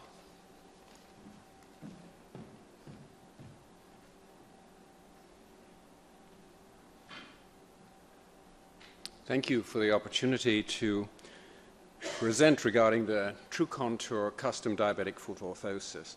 My name is Peter Cavanaugh. I'm a professor and vice chair for research in the Department of Orthopedics at the University of Washington in Seattle.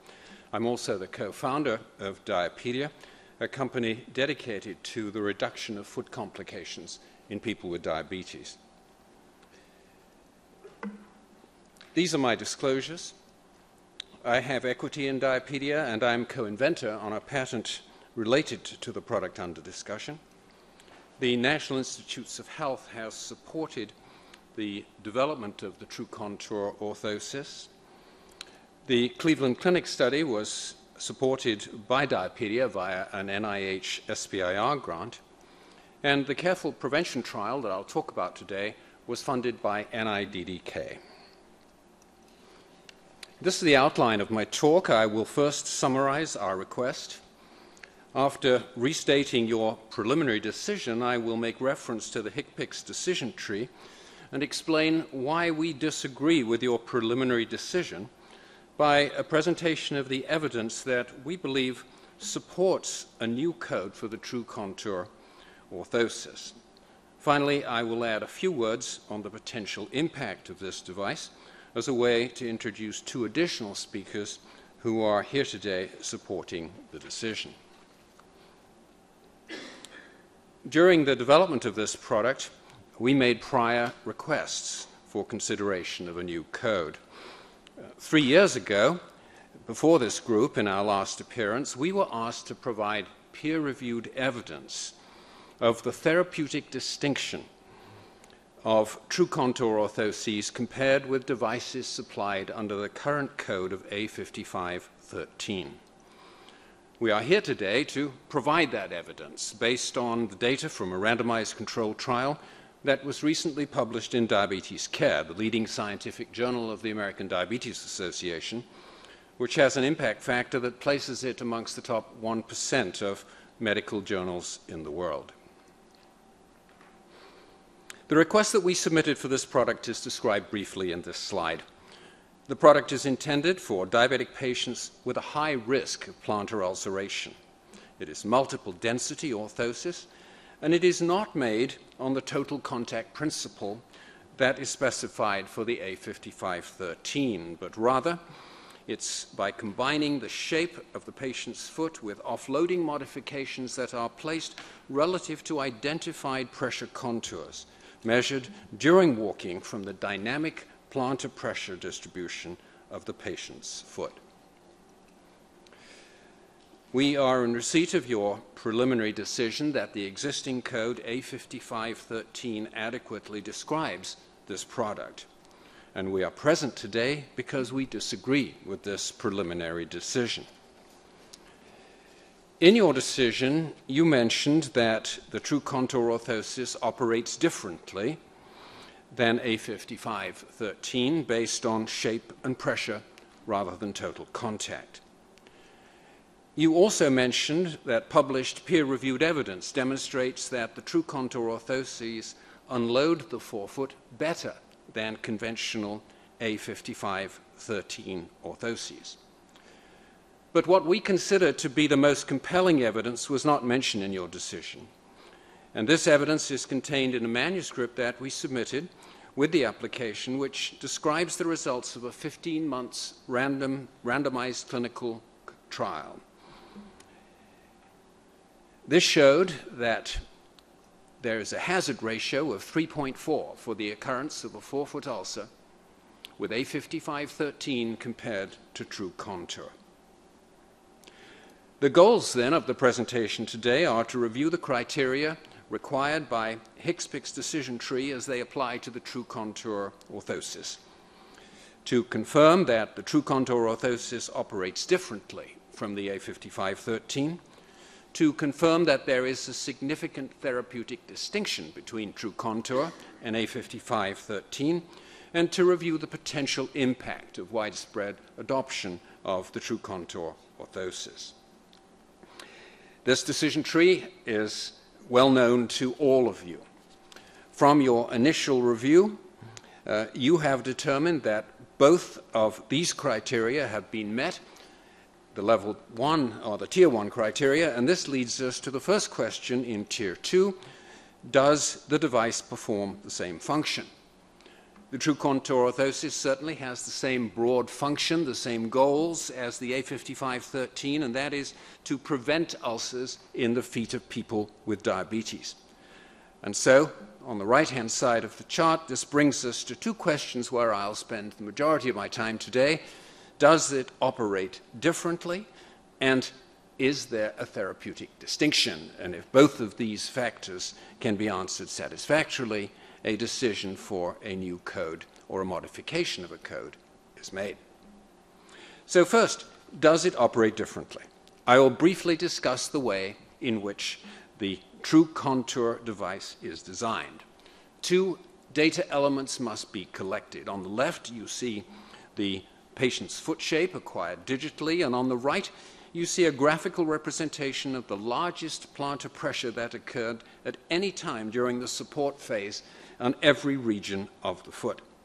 In this particular foot, you will note that there's an area of elevated pressure at the first metatarsal head and high pressure across all of the metatarsal heads. In addition to the measured data, the design process allows for provider input on any unique aspects of the patient or the foot that need to be considered. These three components are then processed by a design algorithm that generates a patient-specific design in the form of a CAD/CAM file that is then manufactured digitally by a milling machine. As you see from the representative true contour device shown here, it is very definitely not a total contact device. There is a prominent submetatarsal ridge that is blended into the foot shape, and this follows a given pressure contour. There can also be removal of material under high pressure locations, such as at the first metatarsal head shown here. The true contour product operates differently from an A5513 insole. Whereas the A5513 is custom molded from a model of the patient's foot and is in total contact with the patient's foot, the true contour product has patient-specific unloading features placed relative to specific pressure contours in the measured data. As such, the device is not in total contact with the patient's foot and therefore is not adequately described by the existing A5513 code. This different operation produces a different result: superior offloading. A study to demonstrate this was conducted at the Cleveland Clinic and published in Diabetes Care in 2008. In this study, people with diabetes and elevated plantar pressure were prescribed 3 pairs of in-shoe devices by a podiatrist. 2 of the prescribed insoles were conventional A5513 units, with the addition of features such as metatarsal pads and bars where appropriate. The third was a true contour device manufactured as previously described. The results show that the true contour orthosis, shown here in green, provided significantly more unloading than either of the 2 A5513 devices, with a p-value of less than 0.0001. The study showed that the different operation of the true contour orthosis resulted in improved function. Offloading was superior. This is the evidence that we brought to you in 2008. We believed at the time that the enhanced unloading provided by the true contour orthosis would be clinically meaningful. But we had no evidence at the time. So I want to turn now to the previously unanswered question. Does the operation and improved function lead to a significant therapeutic distinction? The Careful Prevention trial was funded by the National Institutes of Health in 2008, listed on clinicaltrials.gov, and the results were published this year in Diabetes Care. This was a multi-center randomized controlled trial. 130 subjects with a history of previous forefoot diabetic foot ulcers were included. It was a head-to-head trial of True Contour versus A5513. After a maximum of 15 months follow-up, there were many more ulcers in patients wearing A5513. So much so that the hazard ratio for plantar ulcers was 3.4 in patients who wore A5513 compared to those assigned to True Contour. I want now to provide a few additional details of the study. The inclusion criteria were people over the age of 18 with diabetes as diagnosed by a physician. They had loss of protective care, a recent forefoot ulcer that had remained healed for greater than 7 days but no more than 4 months, and they had elevated plantar pressure. The study was conducted across 11 outpatient clinics, academic medical centers, and VA clinics. The subjects were randomized to True Contour or A5513 in a single-blinded fashion.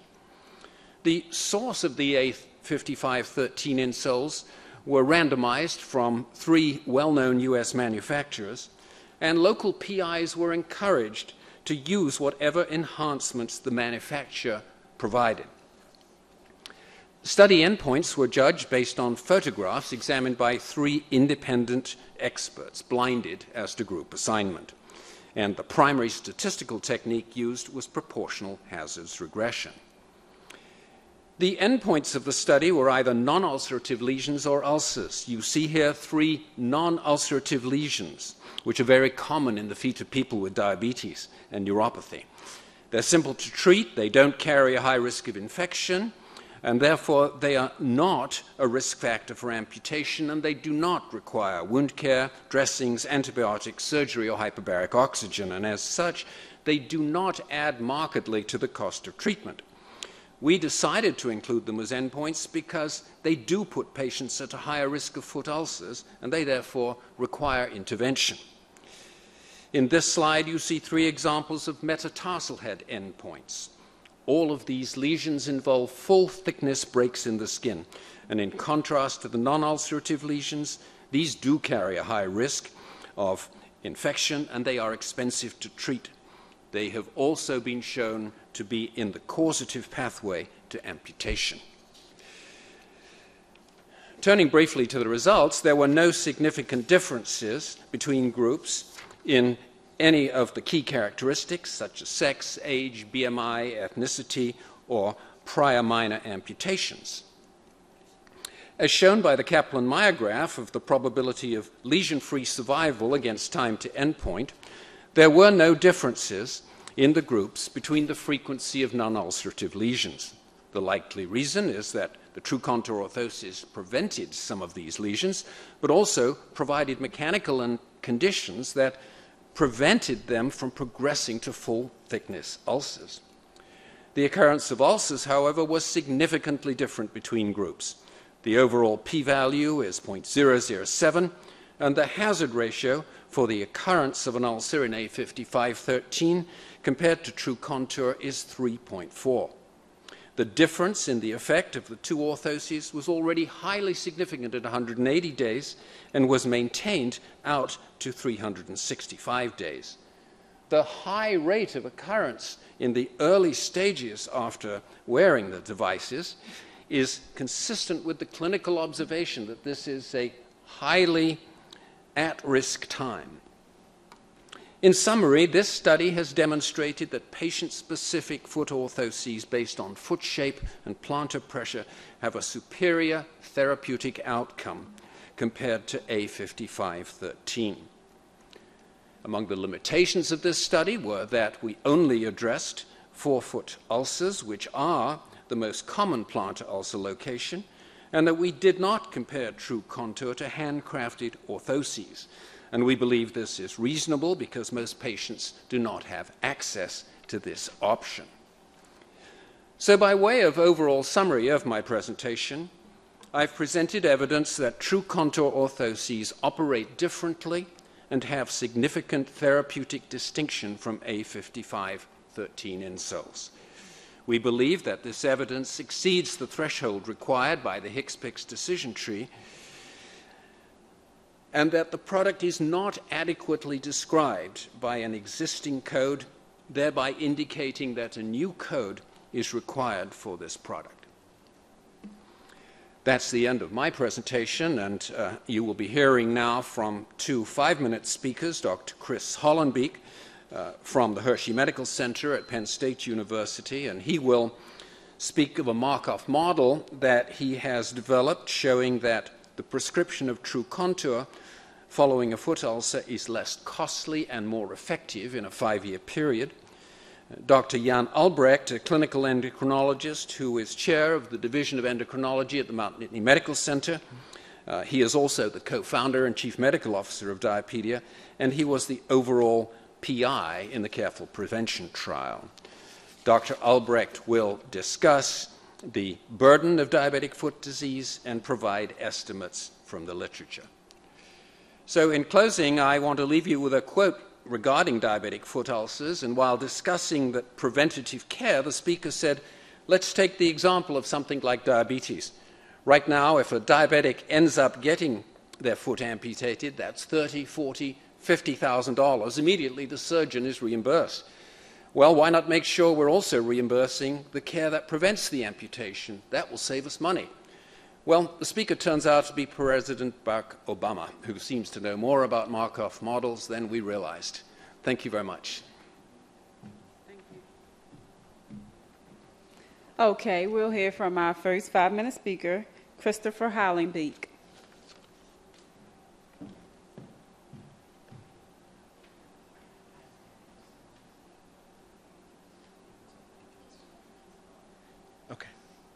Just for you if you were interested. Great, thanks. So hi, I'm Chris Hollenbeek, and I'll be talking about a formal cost-effectiveness analysis of Diapedia's true contour orthoses for the prevention of diabetic foot ulcers. I'm a health economist, and my current position is professor of surgery and public health sciences at Penn State College of Medicine. My financial disclosure is that my institution received funding in order for me to conduct this study. You've already heard about the careful prevention trial, which showed that plantar pressure-based intraorthoses significantly reduce the risk of foot ulcers among diabetes patients with a history of ulcers. The purpose of my study was to take the results of the careful prevention trial and create a Markov model to determine whether the true contour orthoses were cost-effective relative to the usual care A5513 shoe inserts over 5 years from a third-party payer perspective. So we created a Markov model based on work by Tenval and Applequist, which is a very prominent model which has been calibrated to several other countries. Our Markov model had 5 health states, including no foot ulcer, which included healing following a foot ulcer, healing following a minor amputation, healing following a major amputation, and death. And so following previous models, minor amputation was assumed to be below the ankle, while major amputation was assumed to be below the knee. The time horizon for the model was 5 years, which unfolds over 6-month cycles. Transition probabilities for our model were estimated from the literature for U.S.-specific probabilities. When they were available, they were used. In cases where they weren't, we used the best available non-U.S. sources. Transitions to death were based on U.S. life table data for the age range in the careful prevention trial. Treatment effectiveness was based on the risk ratio for foot ulcers at 6 months based on Kaplan-Meier survival estimates from the trial. And this was implemented by applying it to transitions from the no foot ulcer state to the foot ulcer state. No other transition probabilities were affected. Costs for the transitions to health states and for time spent within health states were estimated from a third-party payer perspective and derived primarily from the literature. They were all adjusted to year 2013 levels. Utility values were also derived from the literature. These were used to produce quality-adjusted life years, which is the primary health endpoint in the model. And both costs and quality-adjusted life years were discounted at a rate of 3% following standard procedure for these models. So the model then produced expected costs over 5 years, expected quality-adjusted life years over 5 years, and an incremental cost-effectiveness ratio, which is the fundamental metric for cost-effectiveness analysis. So the results of the cost-effectiveness analysis were encouraging for the True Contour orthoses.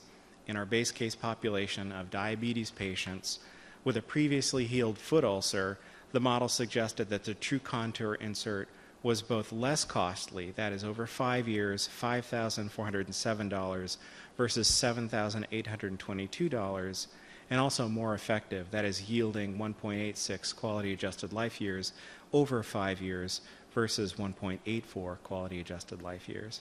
And thus it dominated usual care. We did a Monte Carlo simulation of a simulated sample of 10,000 patients, and this suggested that the True Contour orthoses would prevent, in this population over 5 years, almost 1,100 uncomplicated ulcers, 221 minor amputations, and 5 major amputations relative to the A5513 insert. So, in conclusion, our Markov model suggests that over 5 years, Diapedia's True Contour custom diabetic foot orthoses represent good value for money over the usual care inserts in patients that have a history of foot ulcers. Thank you.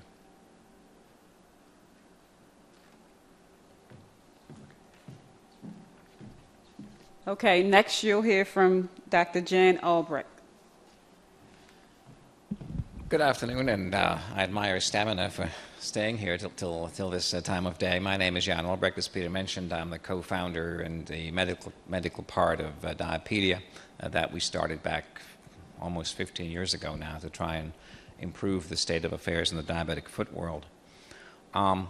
As the other speakers, I'm here today to try and support our disagreement with your preliminary decision. We've heard, in my conflict of interest, I guess I've stated that as the owner and co-founder. We've heard already that we're addressing a very important problem. As we all know, it's everywhere. Diabetes is exploding, and it will likely continue to do so for a while. People with diabetes have a 12 to 25% lifetime risk of a foot ulcer, and right now in the U.S., there are something like 65 to 75,000 amputations performed per year in patients with diabetes. And obviously the cost of this is significant.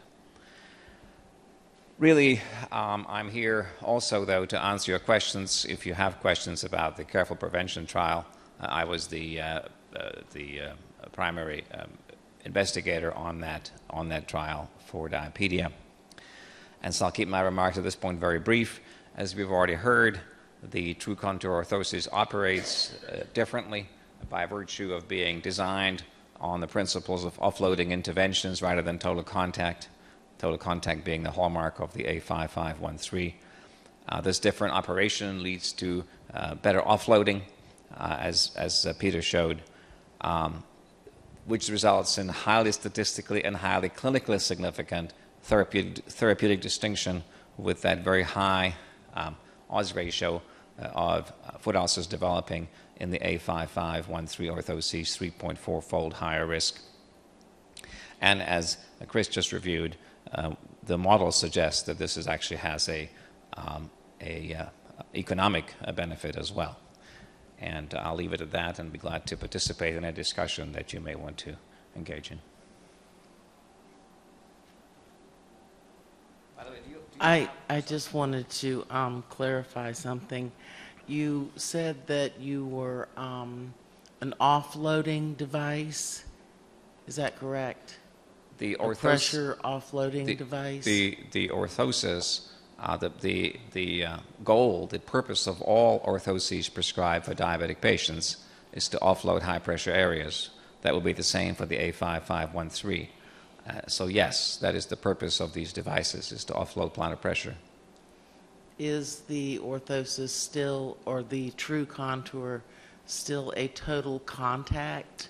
No, it is not, because it's based on the pressure offloading interventions, which are anything but total contact. In fact, they're opposite. They're buildups in the orthosis. I might add there's a fallacy when molding is talked about. Total contact is sometimes said to equalize the pressure under the foot, and it does not do that. The pressure is still high in some locations. But in order to be an A5513, you're supposed to be total contact. Yes, that's so correct. what you're telling me is that you're incorrectly coded as an A5513. Is that correct? We do not meet the total contact criterion. That is correct. And so what you're saying is that you are strictly an offloading device? We're saying that the goal of our device is exactly the same as A5513, and that we are a device that reduces plantar pressure under the foot, which is what A5513 sets out to do, but it does not do it A55 does not do it very effectively.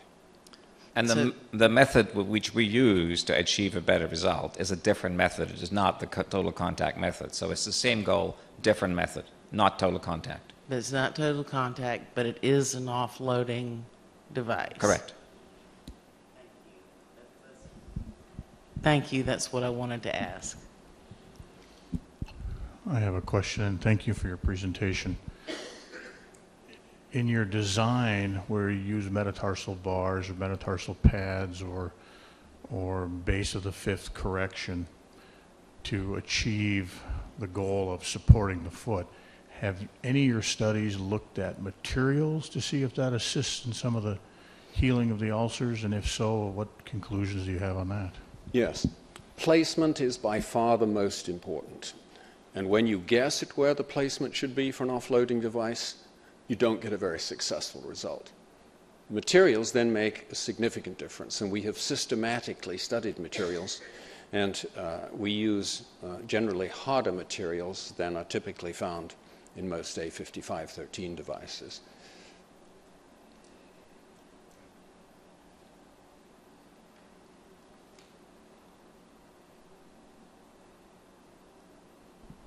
I want to thank you, first of all, for your approach in your presentation. It was clean. You got to the part of the decision tree that applied to you. You took the action you thought would be necessary to overcome prior objections, and so I thought that was really well put together. Thank you. Now, there are a couple of other limitations, and this may be a moot point or may not impact anything, but I saw in reading the study a couple more limitations than you mentioned in the slides, Dr. Kavanaugh. One is that the study was pretty small, and so I'm wondering if we'd be able to generalize from that. And the other is that the folks in the study that had the true contour had a deeper shoe. Is that accurate? So I'm wondering if you have plans to maybe do another study that would be bigger and that would sort of equalize some of these other factors that could impact the results. Thank you. Well, I think that as far as numbers are concerned, we concentrated on patients who only had forefoot ulcers. So compared to other studies which have included ulcers in any site, heels, toes, midfoot, we have as many forefoot ulcers or more forefoot ulcers than you'll find in other studies. And our product is specifically for people with forefoot ulcers at the present time. As far as footwear is concerned, we do not have plans to do another study because the difference between the footwear is relatively small. When patients get extradent footwear, they can get it of different heights. And because our offloading features are relatively high, we need the extra height in the shoes. So we do not believe the result is a result of footwear. In other words, if you the only difference between the two shoes in the study was that one had more room in the toe box than the other. There was nothing else different about the shoe at all in any way. And those shoes, such shoes are available under the current Medicare footwear benefit.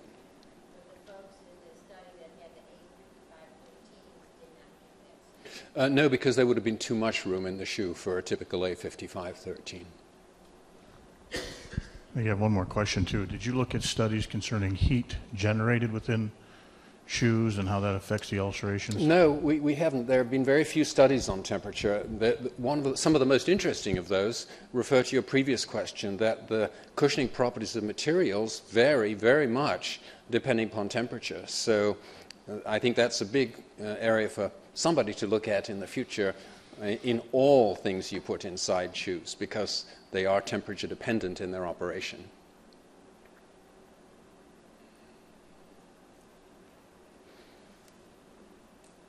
Thank you very much. Thank you.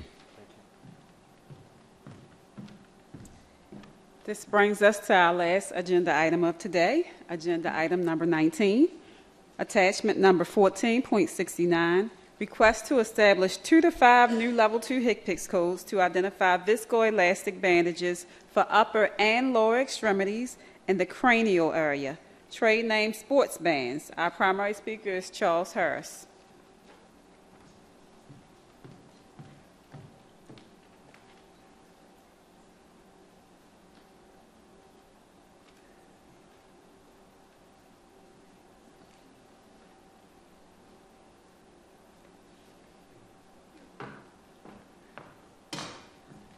Thank you, everybody, for being here.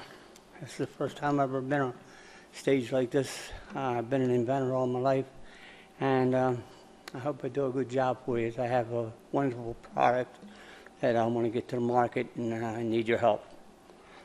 I'll give you a little bit about my background. I've invented 7 things already, and two of them are these. One is a patch and one is a band. I haven't started working on the patch yet, but it's FDA registered, and my bands are registered by the FDA, accepted by SAM. We're there now. Now all we need is you people to help us, and then we're all set. I've been working on this 25 years, and I was the guinea pig to everything. I have an assistant when I get done. It's going to be right around and show you how they work. You put it on, clap your hands, you'll feel the vibration. She'll put one on there, clap your hands, you won't feel no more vibration. It absorbs the shock and the vibration out of the body. It was tested through National Guard, state of Delaware. I knew the general, and he let me get in there, and we went through a Humvee, and he let us do 8 hours worth of testing.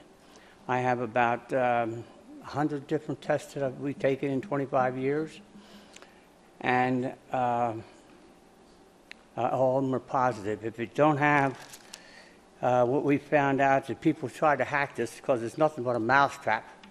I mean, it ain't even a mousetrap.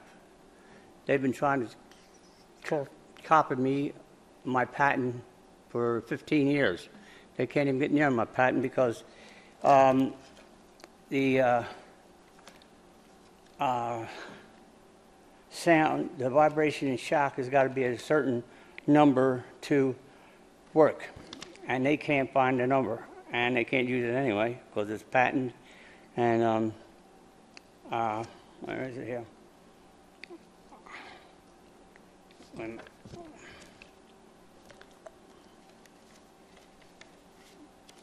I'll come across the number in a minute here. I don't want to waste my time. But Sam, I'm also just started working with the Veterans of Foreign Wars. They have samples of them. I've been invited to a meeting last Thursday, but I couldn't make it.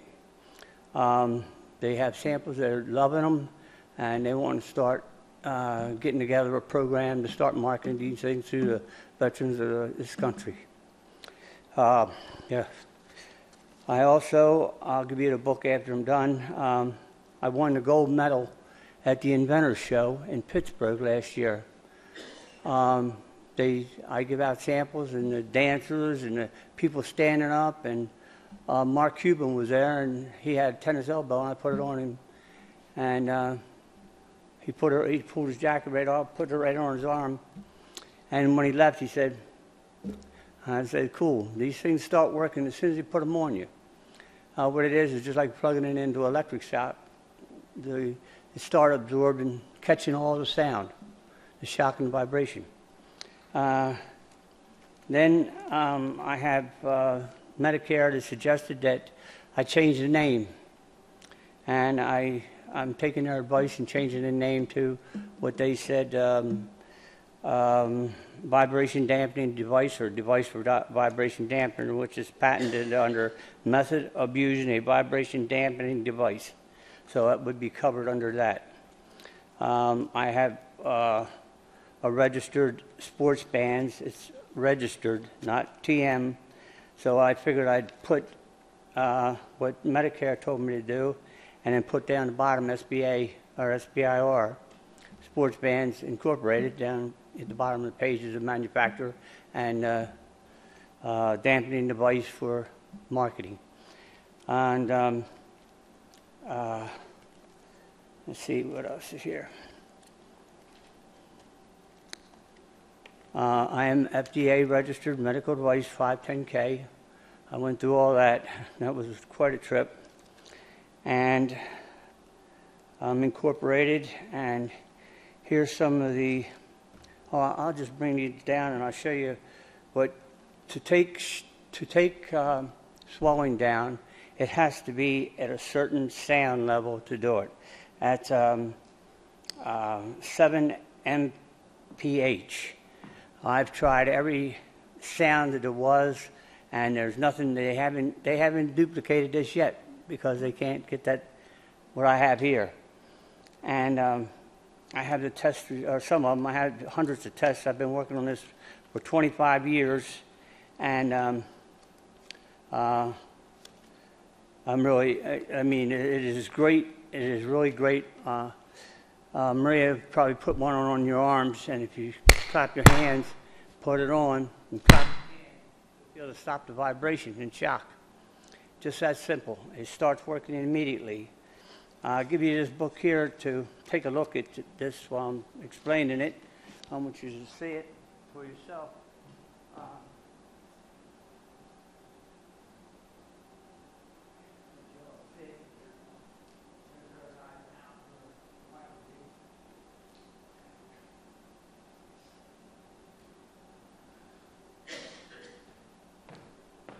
And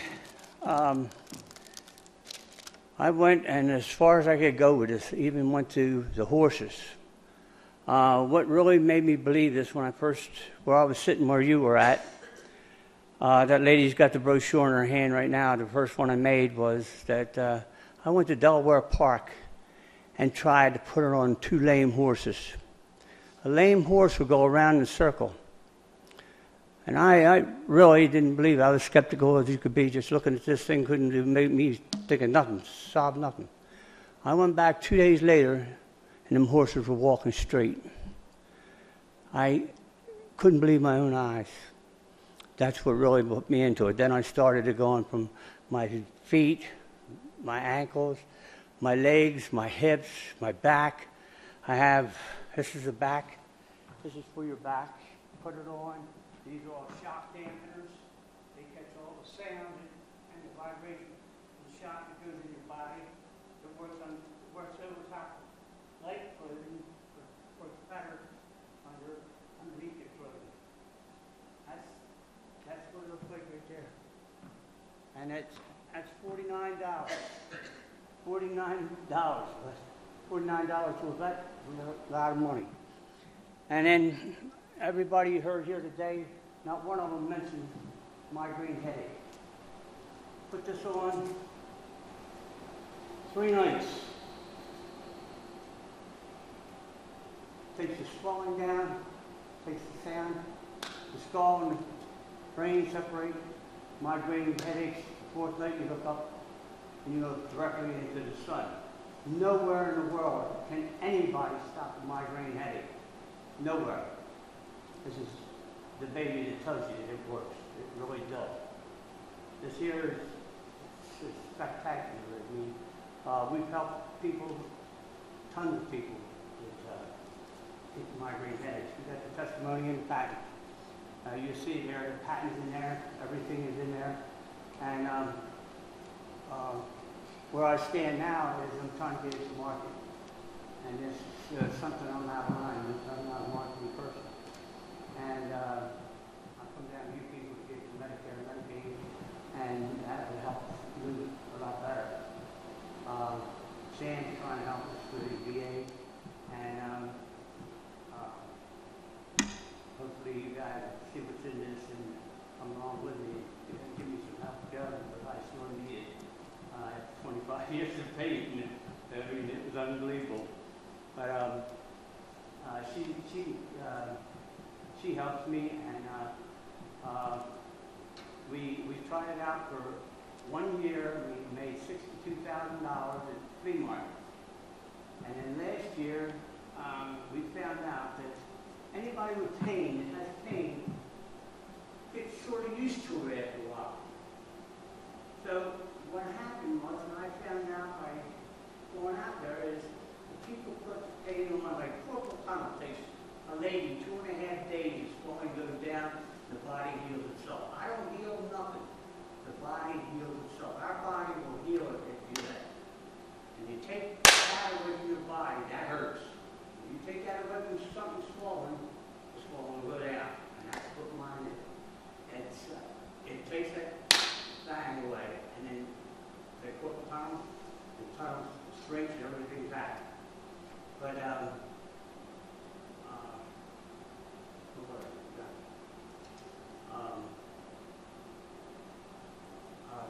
these here are all tested, or been tested and tested over and over and over and over again.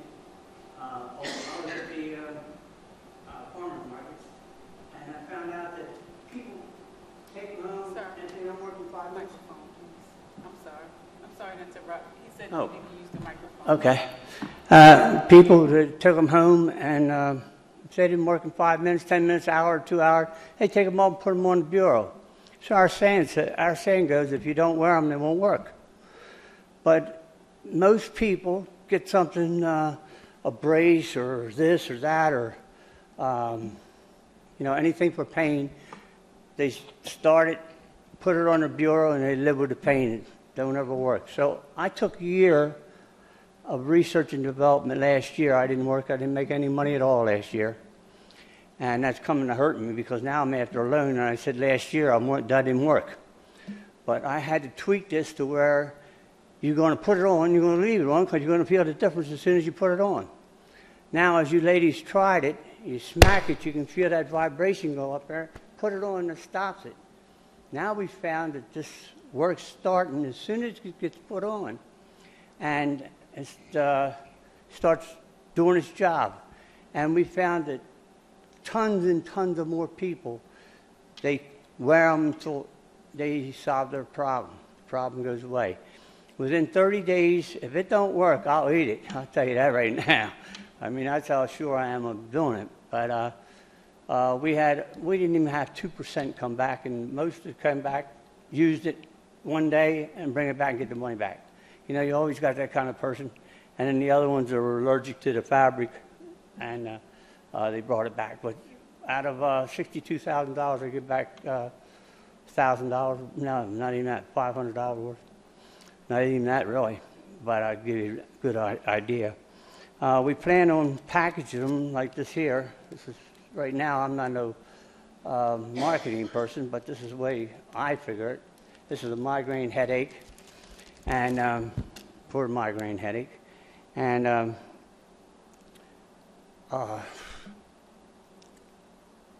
let me stop and let Maria take over a minute while I get my senses together. Can you give her 5 minutes? Oh, do I? Okay. How much time I got left? 2 minutes. Okay. Well, anyway, ladies and gentlemen, I need your help. All I can tell you is where I went first is the servicemen. I'm a disabled vet. I belong to the VFW, and they are my first contact with this merchandise. I've taken 25 years to make sure it works. I don't want anybody to get hurt or say they don't work or anything else, because I went through all the pain from tearing my Achilles tendon playing racquetball to migraine headaches, which I didn't invent, she did. And the patents are all there. I wrote the patent, I guess, 5 times. And every time I write one, I have to change it, I have to change it, I have to change it. I would save my money and time, 25 years and $500,000 in this project. But I'm not quitting, I'm keep going. So what I need from you guys is your support, because, you know, that'd give you a lot better start than what I have now. Banks, they don't give you no money. Now I heard that girl say she got a grant. I wanted to find out how she got the grant, because I could sure use one. You know, I mean, I'm broke. They're starting to take my credit cards away from me. So I'm here today to tell you that I have invented something that will save this world a lot of money. Because what's this, $14.95? Excuse me. This belt. $14.95. And the band is $49.95, the belt. And you wear it till the pain goes away, put it on your drawer and leave it there. If it comes back, it hurts your back again, put it back on. If you don't want to get hurt again, wear it all the time. It'll last you a year. And it's made to prevent and to stop your pain. It is really amazing how it works. And it works on your ankles, it works on your hips, it works on your back, it works on your wrist, elbow, tennis elbow. You get tennis elbow, ouch. I retired from Chrysler and went to play racquetball and got tennis elbow. And I couldn't get rid of it. I bought everything out there. I couldn't get rid of it. So I went ahead and invented this. 2 weeks, tennis elbow's gone. We're at 24 hours a day, 7 days a week, 2 weeks is gone. The body heals. You gave the body room to heal. I didn't heal nothing. The body heals itself. This body of ours will heal itself if you let it, from anything at all. I mean, inside to out, you know, cancer or something like that, you know, I don't know much about that. I'm not into that. But, all right. Can I have 5 minutes for her? Okay, she did not sign as a 5-minute speaker. It's up to the committee. Can she give comments? Sure, you may come up and give.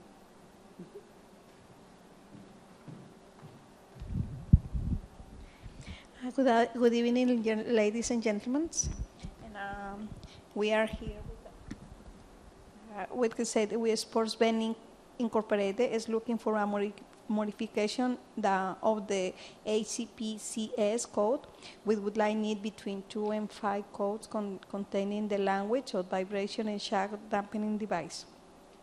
Code 1 would include the vibration and shock dampening device for the upper and lower extremities of the body, including the wrists and ankles. Code 2 we need for vibration and shock dampening device for the cranial area, including migraines and everyday headaches. The current code assigned to Sportsben Inc. is number A4466. Long description stating as the garment, belt, sleeves, or other covering, elastic or similar stretch. Short description, elastic garment covering.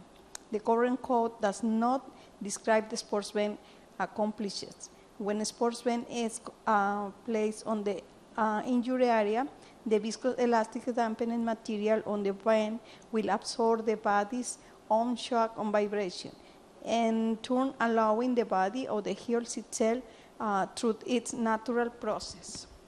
So when you use the device, like if you had a carpal tunnel, you use around the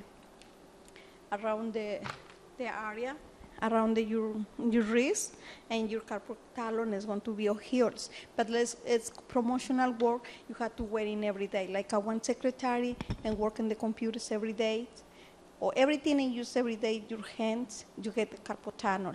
So you use the band around and the band heals the pain. If you had a pain in your knees, you just had to wear it around the knees. I wear it all the time because I had arthritis rheumatoid, and I had been wearing for 3 years. And it is no painful like used to. And I had to took around 6 Tylenol every day. Now I don't take any Tylenol, not just the bands around my knees, my hips, everywhere. So these bands help you also when you're working, and, and different kind of work. You had to bend over all the time, your back, you had pain, just wearing the band around your back, and you work fantastic. You don't have no pain. So we are here, like I say, requesting for the code, because you can see I spoke so many times with Jennifer, and I told her we don't have any sleeves.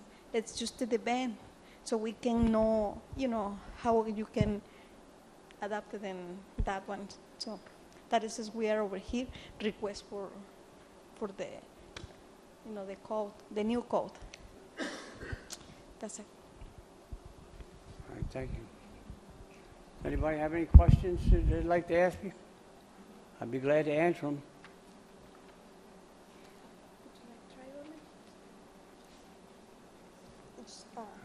Okay, I guess it's all yours then, huh? Thank you.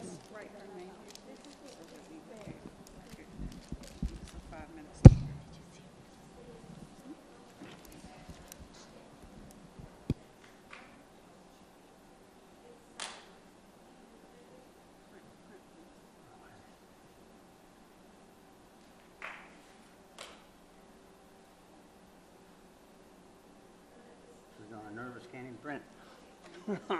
There you go. Thank you very much, ma'am.